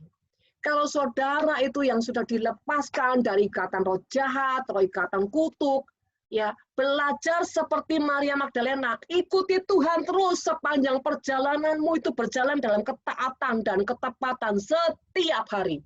Maka roh jahat tidak punya celah, tidak punya ruang, tidak punya tempat untuk masuk lagi dalam hidup. Kenapa Maria Magdalena begitu bisa merdeka luar biasa? Dan cintanya itu utuh sama Tuhan. Utuh luar biasa. Bayangin, dia nggak takut manusia. Dia nggak takut tentara. Dia nggak takut apapun.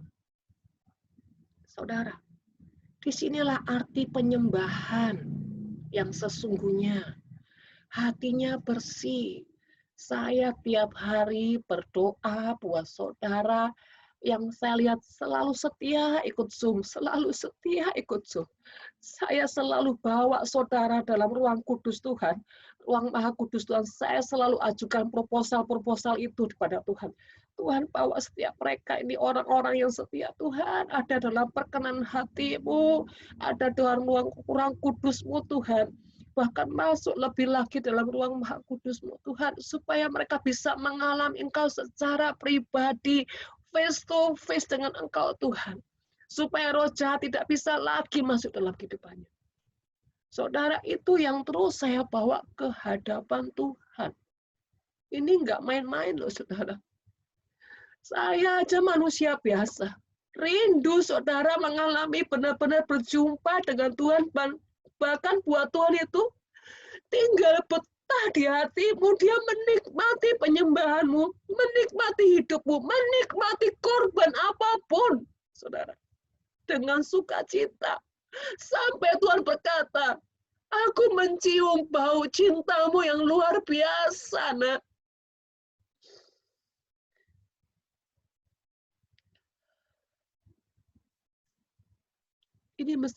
Ini kayaknya orang gila, saudara. Ini sepertinya orang gila. Tapi kalau saudara sudah pernah mengalami yang namanya jatuh cinta sama Tuhan, saya percaya saudara akan rela kehilangan apapun. Tapi jangan satu hal, kehilangan Tuhan. Saudara akan rela lakukan apapun demi mendapatkan cintanya. Memang ini tidak mudah. Dan ini bukan proses perjalanan yang singkat. Perjalanan yang panjang. Tapi asal kita punya ketulusan hati. Kita punya, saudara, tekad untuk mau mencintai Tuhan. Dia yang akan memampukan kita hari ke sehari, hari ke sehari. Dan satu hal, tujuan hidup saya hanyalah satu. Memberi hidup di dalam pengabdian. Dan pengabdian itu enggak main-main, saudara. Tidak main-main. Kapanpun saya rela menyerahkan hidup saya, nyawa saya sekalipun, saya enggak pernah takut, saudara. Saya tidak pernah takut. Saya berharap dengan pengajaran sore hari ini membuka wawasan kita tentang penyembahan. Mengapa orang hanya satu kalimat tiba-tiba hadirat Tuhan itu datang? Karena dia terbiasa bergaul dengan Tuhan. Karena dia terbiasa membawa korban, meletakkan korban yang menyenangkan Tuhan, yang hidupnya hanya Tuhan, Tuhan, Tuhan, dan Tuhan. Tapi banyak orang juga yang kelihatannya Tuhan, Tuhan, Tuhan, tapi jahat, saudara. Tapi nggak jadi berkat di dalam keluarga. Menjadi batu sandungan di mana-mana. Tapi ngomongnya Tuhan. Ini bingung, saudara. Bingung kadang-kadang. Ada orang yang tipikal seperti ini. Katanya sering dengar suara Tuhan. Tapi kelakuannya, karakternya, sifatnya nggak berubah. Tetap yang lama. Inilah orang Kristen abal-abal, saudara. Dan ini akan dimuntahkan. Orang seperti ini nggak akan mengalami pengangkatan, saudara. Apalagi perkenanan Tuhan. Coba saudara, telusuri motivasi hati saudara mengikuti Tuhan. Apakah kau benar-benar tulus? Dan kau mau belajar berjuang untuk bisa mengasihi Tuhan. Tentu saja tidak boleh pakai kekuatan kita. Tapi minta kekuatan, kemampuan daripada Tuhan lewat Roh Kudus. Ya, saya rasa ini dulu yang saya bisa sampaikan. Maaf kata kalau saya terbawa dengan suasana karena saya merasakan Tuhan itu hadir. Tuhan itu hadir, saudara.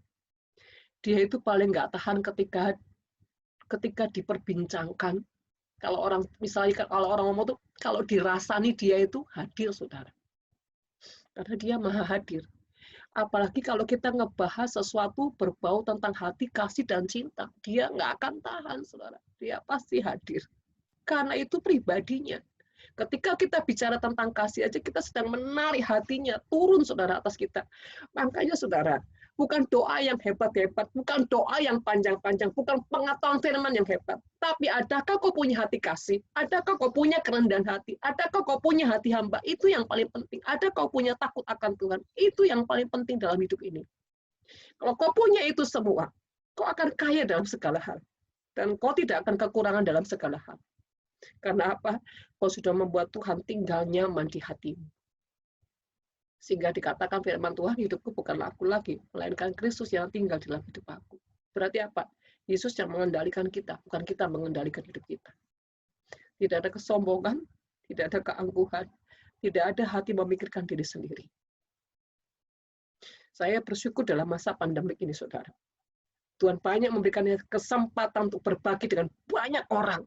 Saya bersyukur dan saya sungguh-sungguh berterima kasih sama Tuhan. Diberikan sarana-sarana untuk menyatakan banyak kasih Tuhan. Jadi saudara, saya pun juga merasa punya tanggung jawab. Selama saudara terus mengikuti Zoom, mengikuti ibadah yang kami adakan, berarti saudara juga menjadi tanggung jawab saya. Walaupun saya bukan gembala, saudara, saya bukan siapa-siapa, tapi di mata Tuhan, saya bertanggung jawab.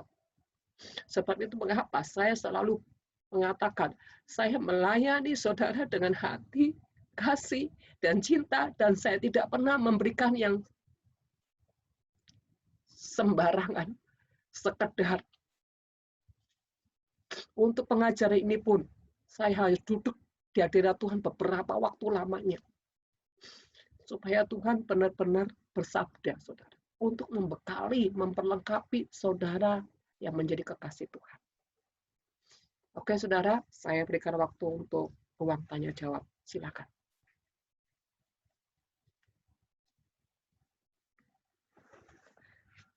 Ya, sebelum saudara bertanya, saya mau bertanya dulu ya. Dan saya minta saudara memberi tanda cukup dengan mengangkat tangan. Adakah saudara di sini yang mengerti dengan pengajaran malam sore hari ini? Yang mengerti. Saudara boleh angkat tangan yang mengerti. Oke. Ya. Adakah saudara yang agak bingung? Saudara juga boleh angkat tangan. Nanti yang saudara tidak mengerti di mana, saudara bisa bertanya. Yang tidak mengerti atau kurang mengerti, saudara bisa angkat tangan. Ada?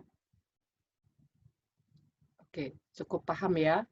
Terlepas nanti saudara kalau mau mendalami lagi, saudara dengar lagi ya. Saya cek kalau dengar khotbah sampai 3, 4 kali, 5 kali bila perlu. Kalau itu memang penting, saya dengar ulang. Dan semakin saya dengar itu, firman Tuhan semakin digali dan akan pewahyuannya semakin luar biasa. Ya, oke. Silakan yang ada ingin bertanya. Ada yang mau bertanya di sini? Apa sudah paham semua? Udah hebat semua? Kalau sudah cukup ngerti? Atau ada yang dapat sesuatu dari pelajaran malam sore hari ini, silakan saudara bisa juga sharing. Silakan. Saya suka yang aktif ya, jangan yang pasif. Silakan. Ada? Ada yang mau sharing dapat sesuatu dari pelajaran sore hari ini?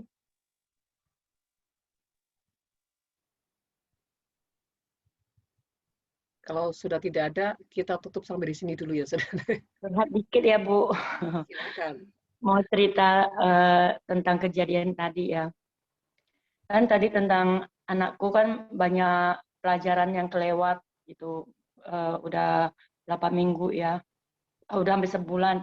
Jadi hari ini kerjain sampai suami marah-marah gitu. Sampai kata-katanya kasar gitu.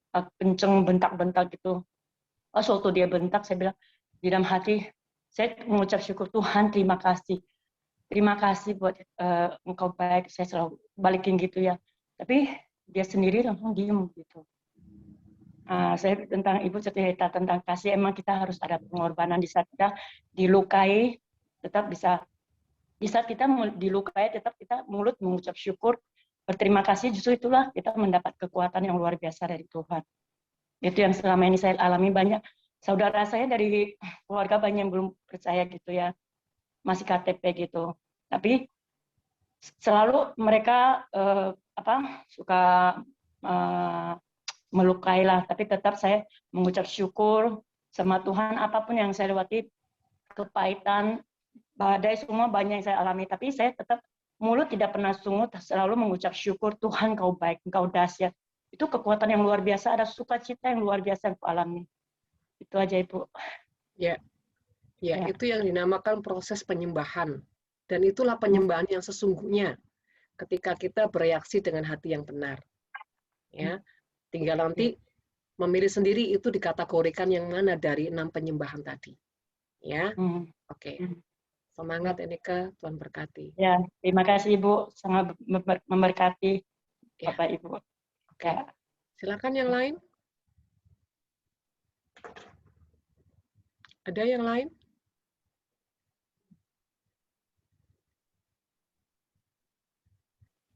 Yuk. Jamie. Ya, silakan. Silakan, Jamie. Kalau ditanya kita cinta Tuhan, kita pasti bilang cinta Tuhan. Kalau kita bilang hanya kita mengasihi Tuhan dalam praktek, dalam kondisi yang banyak masalah, kayaknya semua jalan buntu, kayaknya seperti putus asa. Untuk cari Tuhan aja kayaknya nggak punya gairah gitu. Mau dengar firman, mau nyembah, mau nyanyi, kayaknya kok susah ya. Seperti kayak nggak punya kekuatan. Itu gimana cara mengatasinya, cara memaksanya supaya kita ini tetap bisa merasakan Tuhan dan merasakan kasih Tuhan atas setiap kita. Ya, cara pertama adalah satu, merenungkan kebaikan Tuhan. Jadi kan kita ini kan nggak tiba-tiba seperti hari ini kan. Sebelum kita seperti ini kan ada awal yang kita lewati bersama Tuhan. Jadi awal misalkan gini, tadinya kita hidupnya liar, hidupnya dengan dunia. Ketika kita ditangkap Tuhan, disentuh Tuhan, mulai kita jadi orang yang mengalami cinta Tuhan, sehingga menggebu-gebu, atau istilahnya cinta mula-mula nih. Coba diingat waktu cinta mula-mula. Itu caranya untuk memotivasi kita, menggali, mengingat kembali, mengenang kembali, untuk membangkitkan kembali cintanya. Ya, mengingat cinta mula-mulanya dengan Tuhan itu seperti apa sih dulu, sampai aku bisa berjalan seperti ini, gitu ya. Yang kedua, ya, jadi itu mengingat kebaikan Tuhan, awal perjalanan bersama Tuhan dengan cinta mula-mula. Yang kedua, kalau saya selalu memotivasi hati ini tulus sama Tuhan. Ya, jadi saya selalu mengukur gini, Tuhan, kok tahu saya ini lagi banyak tekanan, misalkan kebutuhan, kayak dulu-dulu ya. Tapi saya juga pengen punya hati mengasihi Engkau Tuhan. Ya saya bicara, makanya jadi orang itu jangan diem. Diem ini nggak baik, saudara. Ketika kalau diem, kita nggak bisa mengeluarkan sampah-sampah yang di hati kita atau saluran-saluran di jiwa kita. Itu nanti membuat apa? Tekanan. Dan ketika itu menjadi tekanan, iblis punya peluang besar untuk apa? Meracuni semua tekanan-tekanan tadi. Jadi apapun yang kita rasakan, kita harus belajar untuk apa? Menyampaikannya kepada Tuhan. Bicara. Memang harus melatih diri untuk selalu bicara sama Tuhan, baik mungkin lewat mulut atau hati ke hati. Tuhan, aku ingin loh Tuhan, jadi orang mengalami Engkau. Aku nggak mau cuma kata orang, please Tuhan.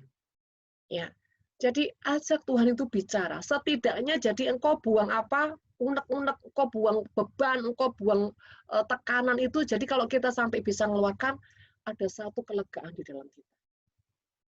Ya, yang ketiga, roh ini harus dikuatkan lewat apa? Firman. Makanya ketika dengar firman, jangan dengar tapi nggak lihat yang khotbah. Lihat yang khotbah. Perhatikan mimiknya, perhatikan spiritnya. Bahkan gayanya dia khotbah itu dilihat. Dan kalau ini benar-benar ya sangat membawa dampak yang luar biasa, ambil impartasinya, spiritnya ambil. Minta sama Tuhan, Tuhan aku ambil ya, aku aku sambar ini spiritnya, aku mau Tuhan geloranya ini, spiritnya, kebenarannya. Bahkan ketika dengar firman, yes, amin.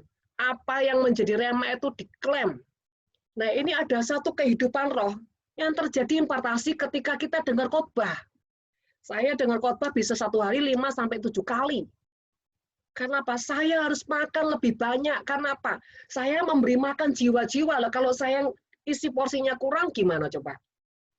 Bisa mati saya. Saya harus lebih banyak dengar firman, saya harus lebih banyak diisi firman. Karena saya memberikan makan juga ke bawah pada jiwa-jiwa. Ya, jadi sadar, kita itu perlu banyak dengar khotbah. Jangan dengar khotbah yang ujungnya tuh cuma berkat-berkat. Bukan kita anti berkat. Tapi cari firman yang menurut pimpinan Tuhan. Tuhan, saya harus dengarkan khotbah siapa? Firman yang mana? Dan ketika kita tanya Tuhan, itu pasti menjadi makanan roh yang tepat. Jadi makanan roh yang tepat itu apa sih?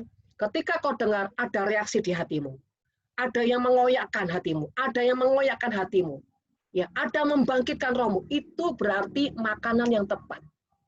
Gizi yang tepat sesuai dengan kebutuhanmu secara roh. Tapi kalau cuma enak-enak, cuma berkat-berkat, ya bukan kita anti berkat. Tapi ya, yang lebih diperhatikan adalah ada penyakit-penyakit, ada kebutuhan vitamin-vitamin, kesehatan-kesehatan yang dibutuhkan di jiwa, di roh kita, dan itu kita harus kasih suplemen itu. Supaya apa? Roh kita ini kuat. Yang ketiga, biasakan simple, bersyukur. Dimanapun kita, terima kasih Tuhan. Jadi ini terima kasih, bukan lata loh ya, tapi dari hati, dari jiwa, dari roh, belajar terima kasih Tuhan. Jadi waktu bilang terima kasih, ini dirasakan di dalam jiwa, ini kita rasakan, ada sesuatu yang keluar, energi yang keluar. Di pemikiran kita ada pengertian yang kita lepaskan. Ketika kita berkata, terima kasih Tuhan. Itu ada mujizat, itu kuasa, itu roh. Bukan cuma terima kasih Tuhan, ku bersyukur Tuhan. Itu kosong. Bayangin, kita tabur kosong, kita menuai yang kosong. Misalkan, gimana kabarnya? Luar biasa. Kalau itu cuma abal-abal. Saudara, jangan terbiasa dengan yang abal-abal. Engkau akan menuai abal-abal. Ya. Lebih baik saudara katakan, yes, amin. Puji Tuhan, itu aja. Nggak usah bilang luar biasa, tapi mulutnya cuma abal-abal, bukan berkata dari imanmu, bukan berkata dari rohmu. Semua yang bersumber daging, semua yang bersumber cuma di mulut, itu semua ujungnya apa? Kematian, karena tidak ada kehidupan. Sekalipun kau berkata luar biasa, engkau boleh mendeklarasikan bahkan beriman, luar biasa, boleh. Tapi harus dikatakan dari kejujuran hatimu, dari ketulusan, bahkan dari keyakinan imanmu, sampai di pikiranmu pun bersepakat katakan, yes, amin. Makanya saya bilang, manusia roh itu harus dibangun terus, dibangun. Bersyukur itu simple, kecil, tapi itu dahsyat kekuatannya. Coba itu dipraktekkan. Jadi bersyukur jangan cuma mulut ya, tapi dipersiapkan dari hati. Pertama, belajar menenangkan hati. Tenang, tenanglah jiwaku, pasti bersama Tuhan bisa. Pasti bisa. Katakan, ngomong sama jiwa, sampai kau rasa ada satu ketenangan, baru berkata, terima kasih Tuhan, syukur terima kasih. Atau sekarang lagi topnya kan, Ku bersyukur Bapa. Tapi ini roh loh ya, roh di jiwa ikut nyanyi. Jangan cuma di mulut. Nanti kau rasakan kok. Ketika ini yang keluar dari hati dan jiwamu, ada sesuatu yang kau rasakan sampai dari kepala sampai di sini nih. Rasa.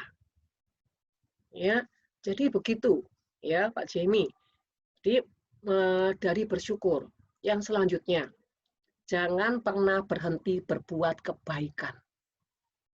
Ketika kau lakukan kebaikan, sertakan ketulusan, sertakan kemurahan hati, sertakan kerendahan hati. Itu ada satu kedahsyatan Tuhan. Jadi jangan melakukan kebaikan itu cuma semu, sekedar, ya sudahlah, kewajiban. Itu ngeri. Ketika kau melepaskan itu, kau akan menuai semua kepalsuan dan kehancuran. Dan intinya, cuma kutuk. Karena kosong. Itu namanya jebakan-jebakan roh jahat itu masuk ke dalam jiwamu lebih parah. Ya, makanya suka nggak suka, belajar termotivasi untuk segala sesuatu itu yang terbaik. Paksakan daging dengan pengertian. Biasakan sampai itu menjadi gaya hidup bahwa saya itu terbiasa dengan sesuatu yang terbaik. Jika ketika saya sekedar dan asal-asalan, saya kok nggak sejahtera ya.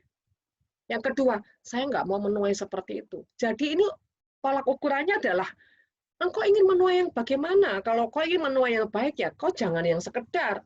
Saya juga nggak pernah mau yang sekedar. Saya lakukan harus yang terbaik. Terlepas apapun, saya berusaha yang terbaik. Jadi jangan pernah berhenti menabur kebaikan. Bahkan cari musuhmu bila perlu. Ya, kalau saya mau poin yang terbaik, saya akan cari orang-orang yang sangat menyakitkan buat saya. Saya akan tabur kebaikan, tapi bukan dengan emosi, bukan dengan daging, tapi dalam kehendak dan pimpinan Tuhan. Jadi itu daging nggak boleh ikut serta. Bukan emosi, enggak. Jangan terjebak dengan emosi. Kerinduan ada, tanya Tuhan. Tuhan oke, kita jalan. Dan porsinya juga kita tanya Tuhan. Tuhan porsinya seberapa? Kalau Tuhan bilang, out nak, gaspol. Wah, ketika di gaspol, itu ada poin luar biasa. Jadi Pak Jamie, saya itu merema loh firmannya gaspol itu ya. Nah, apalagi yang menyampaikan harus lebih gaspol lagi. Jadi kalau saudara belum bertemu sama orang-orang yang menggigit hatimu, engkau belum apa. Cari orang yang menggigit bahkan merobek hatimu, itu poin yang dahsyat dan luar biasa. Engkau tiba-tiba ada di ruang kudus, di ruang maha kudus. Jadi jangan cari orang-orang yang biasa-biasa ya. Cuma gelitik hati, cuma nyentuh daging, enggak ngefek. Itu level pelataran. Kalau mau di ruang maha kudus, kalau mau di ruang kudus minimal, cari orang-orang, sesaatiku ketemu orang ini, sesaatiku ketemu orang ini, cari dia. Bahkan saudara katakan Tuhan, beri aku kekuatan double porsi seperti Elisa. Ya, jadi jangan menghindari orang-orang yang melukai hatimu, ya, tapi terus kejar dia.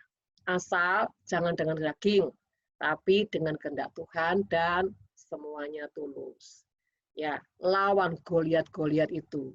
Jangan dihindari Goliat-Goliatnya. Ya, siapa yang takut dengan Goliat tidak akan menjadi raja seperti Daud. Ya, itu saja. Terlalu banyak nanti pusing banyak mikirinnya. Tuhan memberkati. Ya, silakan yang lain. Karena sudah pegang-pegang kepala ini. Puyeng. Ya, silakan yang lain. Ada lagi? Ya kalau sama saya beginilah ya. Selalu ujungnya karakter, pengabdian, cinta Tuhan, mengalami Tuhan, kematian Bu, daging. saya mau tambahin dikit ya. Boleh, Itu, tambah banyak. Saya pernah dengar Pak Yusak, dia kalau misalnya sakit, dia selalu mengucap syukur ya. Selalu mengucap syukur, masuk yuk doa gitu. Nah, suatu hari pernah kita kan pindahin lemari ya.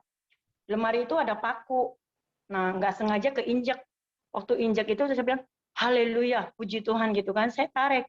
Itu dalam juga udah waktu tarik, nggak langsung keluar pakunya. Jadi ngilu gitu kan. Jadi waktu keluarin, itu darahnya cuma 2-3 tetes. Nah, hari itu suami juga ajak ke Mega Mall, ke mall jalan-jalan gitu. Puji Tuhan nggak luka kayak gimana gitu kan. Nah, ini seminggu yang lalu ya, saya lagi goreng ikan. Itu pecikan itu minyaknya itu panas banget kan. Saya bilang, haleluya, terima kasih Tuhan, terima kasih, saya bilang gitu kan. Itu benar-benar loh, itu rasa perihnya nggak gitu, itu nggak terlalu perih banget. Makanya segala sesuatu kalau luka atau apa langsung mengucap syukur, karena tidak mengucap syukur, terima kasih, ada kekuatan, ada kesembuhan yang luar biasa juga. Amin. Untuk tubuh kita juga sehat gitu. Ya. Apalagi luka batin ya. Kalau mengucap syukur itu dahsyat. Nggak usah pelepasan. Lepas sendiri rohnya. Oke. Good. Silakan yang lain. Saya berharap ya di semua yang bergabung ini nggak ada yang namanya luka batin. Itu sampah mengerikan ya. Ya, silakan. Ada lain lagi? Shalom Bu Indah. Silakan, shalom. Ya. Shalom. Mic-nya tolong sayang, deketin. Oh ya. Iya, suaranya kecil. Tadi kan dikatakan bahwa kita jangan takut ketemu dengan musuh-musuh kita. Kita jangan takut dengan Goliat kita gitu. Kadang musuh itu kan berbicara mungkin orang yang kita lagi sebel atau kita lagi mangkel gitu ya Bu Linda. Nah, kadang-kala sebagai manusia itu kita tuh kayaknya kok wah belum siap ya ketemu dengan orang yang model gini, terus lebih baik daripada buka celah, ya udahlah menghindar dulu gitu. Mungkin seperti itu kondisinya. Nah, terus yang mau saya tanyakan gimana ya Bu Linda supaya kita tuh bisa siap gitu loh. Kalau misalnya tadi dikatakan ketemu musuh-musuh kita jangan dihindari gitu. Ya, berjalan dalam pimpinan Tuhan. Tadi kan saya bilang yang penting jangan emosi, jangan kedagingan atau kekuatan kita, dan jangan terjebak sama iblis misalkan. Iblis tuh bisa memutarbalikkan semuanya loh, hati-hati juga. Makanya kita tuh intinya dipimpin sama Roh Kudus. Misalkan, tuh tadi sudah dengar kan, musuh harus deketin toh, sekarang datengin tuh sana. Tapi kita nggak tanya Tuhan. Nanti tuh salah. Ya, segala sesuatu yang menggerakkan kita, entah dari pikiran, entah dari hati, diuji dulu. Karena apa? Jangan berjalan dengan kekuatanmu, tapi berjalan dengan kehendak dan kekuatan Tuhan dan caranya Tuhan. Ingat, kehendak Tuhan, ya, kekuatan Tuhan, caranya Tuhan. Nah, kehendak Tuhan itu bicara ya kehendak Tuhan.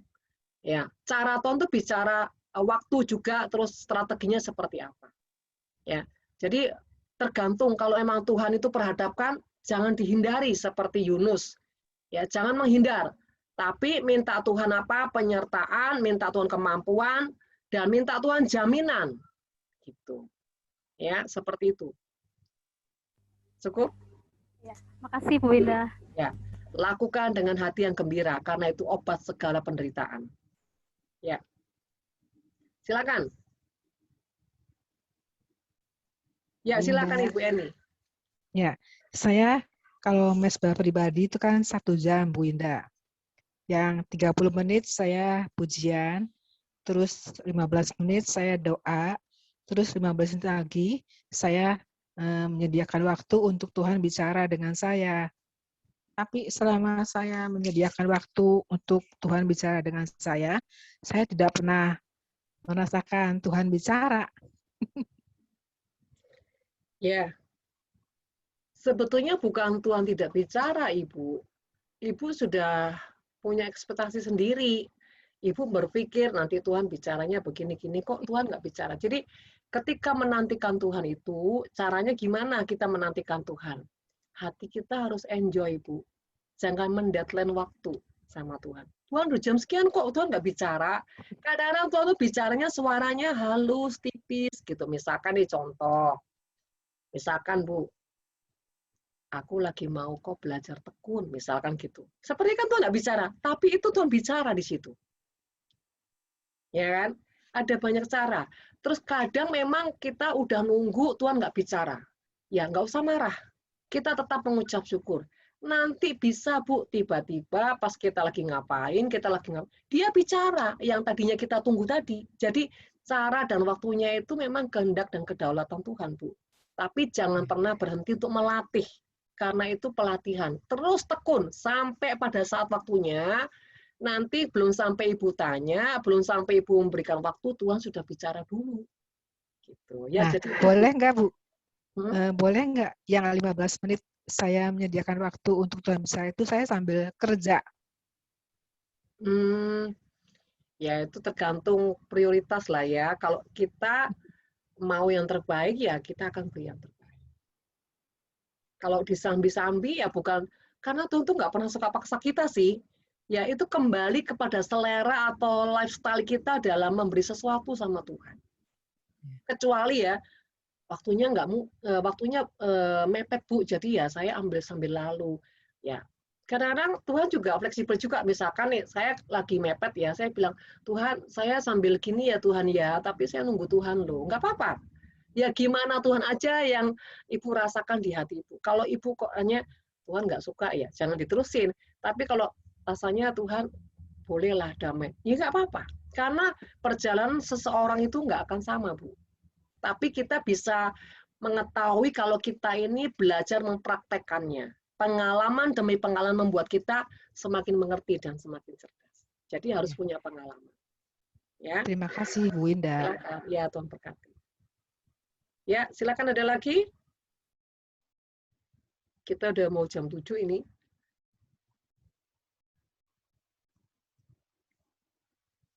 Masih ada? Semua sudah jadi murid pintar? Tinggal melaksanakannya, dan saya akan nunggu hasil dari semuanya. Ya, sudah ya? Tidak ada yang ditanyakan lagi? Bu Indah. Ya? Ada apa sayang?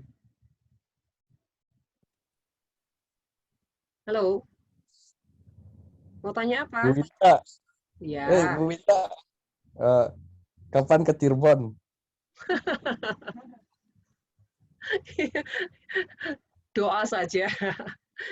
Ini pertanyaannya di luar perikop ini. Kapan ke Cirebon? Dukung dan doakan saja. Bu, Ya? kalau aku kan doaku kan dulu itu udah bertahun-tahun ya Bu. Ya. Nah, ini kok setiap kali itu tuh ya berdoa aku tuh kok ngerasain ada perubahan gitu loh Bu. Jadi lebih dahsyat, lebih peka itu kenapa ya Bu? Ya berarti kan itu namanya bertumbuh. Oh, bertumbuh ya Bu. Ya. Oh, gitu. Ya. Kenapa kau sembunyikan wajahmu, Nak? Malu Bu. Kucing aja nggak malu dia naik mejanya orang. Nah gini kelihatan gantengnya, ya kan? Nanti kita semua doain kamu. Pengen jodoh kan? Bu, iya Bu, pusing Bu itu mikirin itu. Ya namanya ibu tahu lah kebutuhan anaknya ya. Iya. Oke, nanti kita doain ya. Ini orang banyak yang doain kamu loh tentang jodoh loh ya. Nanti kalau sudah dapat jangan lupain kita semua ya. Pendoa itu loh Bu. Ya, minta pendoa ya pasangan hidupnya ya. Oke. Ya sudah Tommy? Iya. Oke, Tuhan berkati ya. Semangat. Ya. Oke. Ada lagi? Satu lagi mungkin? Kalau tidak ada saya tutup. Bu, tanya. Ya, silakan. Bedain keinginan hati dengan dorongan roh tuh gimana? Ya. Keinginan hati dengan dorongan roh. Ya. Ya. Intinya semua ini bicara hubungan ya, Bu. Jadi hubungan itu bicara tentang proses waktu, pengalaman, pengenalan. Jadi untuk membedakan itu roh dan itu keinginan hati, ya tergantung Bu. Ini keinginannya ini sesuatu yang positif ya. Jadi kita ngebahas yang positif aja ya. Bagaimana kita membedakan ini keinginan roh dan keinginan hati. Kalau itu keinginan roh Bu, biasanya itu ada peneguhannya. Ya, ada peneguhannya, ada tanda-tandanya juga. Jadi tandanya itu pengertian atau hikmat Tuhan akan berbicara sama kita. Tapi kalau itu hanya hati yang bersifat keinginan daging, itu biasanya sifatnya itu menggebu-gebunya itu beda, tidak ada damai sejahtera. Ya. Tapi ada satu keraguan. yaitu daging, itu hati. Tapi kalau yang dari Tuhan, biasanya itu ada satu peneguhannya itu ketenangan atau damai. Ya, damai. Nah, tapi Bu, kenapa kok kadang saya bimbang? Nah, kenapa kok bimbang? Karena Ibu punya sisi kebutuhannya atau keinginan yang lain. Coba keinginan ini disingkirkan. Benar-benar menguji apakah ini Tuhan. Itu ketika kita lepaskan yang daging, maka yang roh ini damainya semakin mantap. Gitu. Memang harus perlu pelatihan ya, pelatihan. Namanya kepekaan itu butuh pelatihan. Dan jangan pernah takut salah. Ya, bilang Tuhan, Tuhan, nanti kalau salah Tuhan yang jamin ya, pasti nggak ada apa-apa. Sejauh kita tetap menurut sama Tuhan, sejalan dengan Tuhan, tidak perlu takut jatuh. Ya, justru dalam kejatuhan itu kadang-kadang orang belajar tentang penguasaan diri dan kerendahan hati, dan ujungnya jadi orang yang punya roh lemah lembut. Ya, apakah cukup menjawab, Ibu? Ya, puji Tuhan. Oke, kalau nggak ada lagi, kita akan akhiri dengan doa. Kita akan tutup dalam doa. Saya berharap saudara nanti dengar lagi ya. Ini di YouTube ada? Ya, nanti di YouTube, di upload di YouTube juga ya. Didengar lagi baik-baik. Saya percaya ketika saudara mau mendengar lagi, nanti Roh Kudus itu akan menerjemahkan dengan bahasa yang lebih khusus, yang bahkan membukakan rahasia yang lebih lagi. Karena ketika orang haus, Tuhan akan memberikan minum yang jauh lebih melegakan. Ya, kita akan berdoa bersama. Terima kasih Bapak, kami mengucap syukur buat pertemuan sesi pengajaran sore hari ini. Biarlah apa yang hamba-Mu sudah sampaikan, Roh Kudus yang di dalam setiap kami akan menerjemahkan dan akan membukanya lebih dalam lagi. Kami boleh semakin bertumbuh ya Bapak.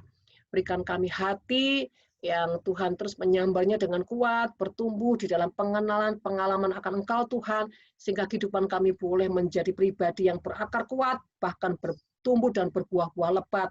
Dan kemanapun kami berada, kami selalu menjadi saksi-Mu, menjadi berkat bagi kemuliaan Tuhan. Berkati seluruh kekasih-kekasih Tuhan dimanapun mereka berada. Mari saudara angkat kedua tanganmu.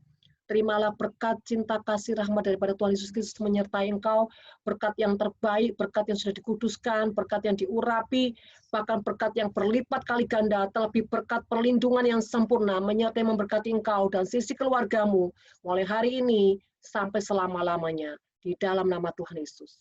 Amin. Oke, selamat malam, Tuhan memberkati, I love you semua. Selamat malam.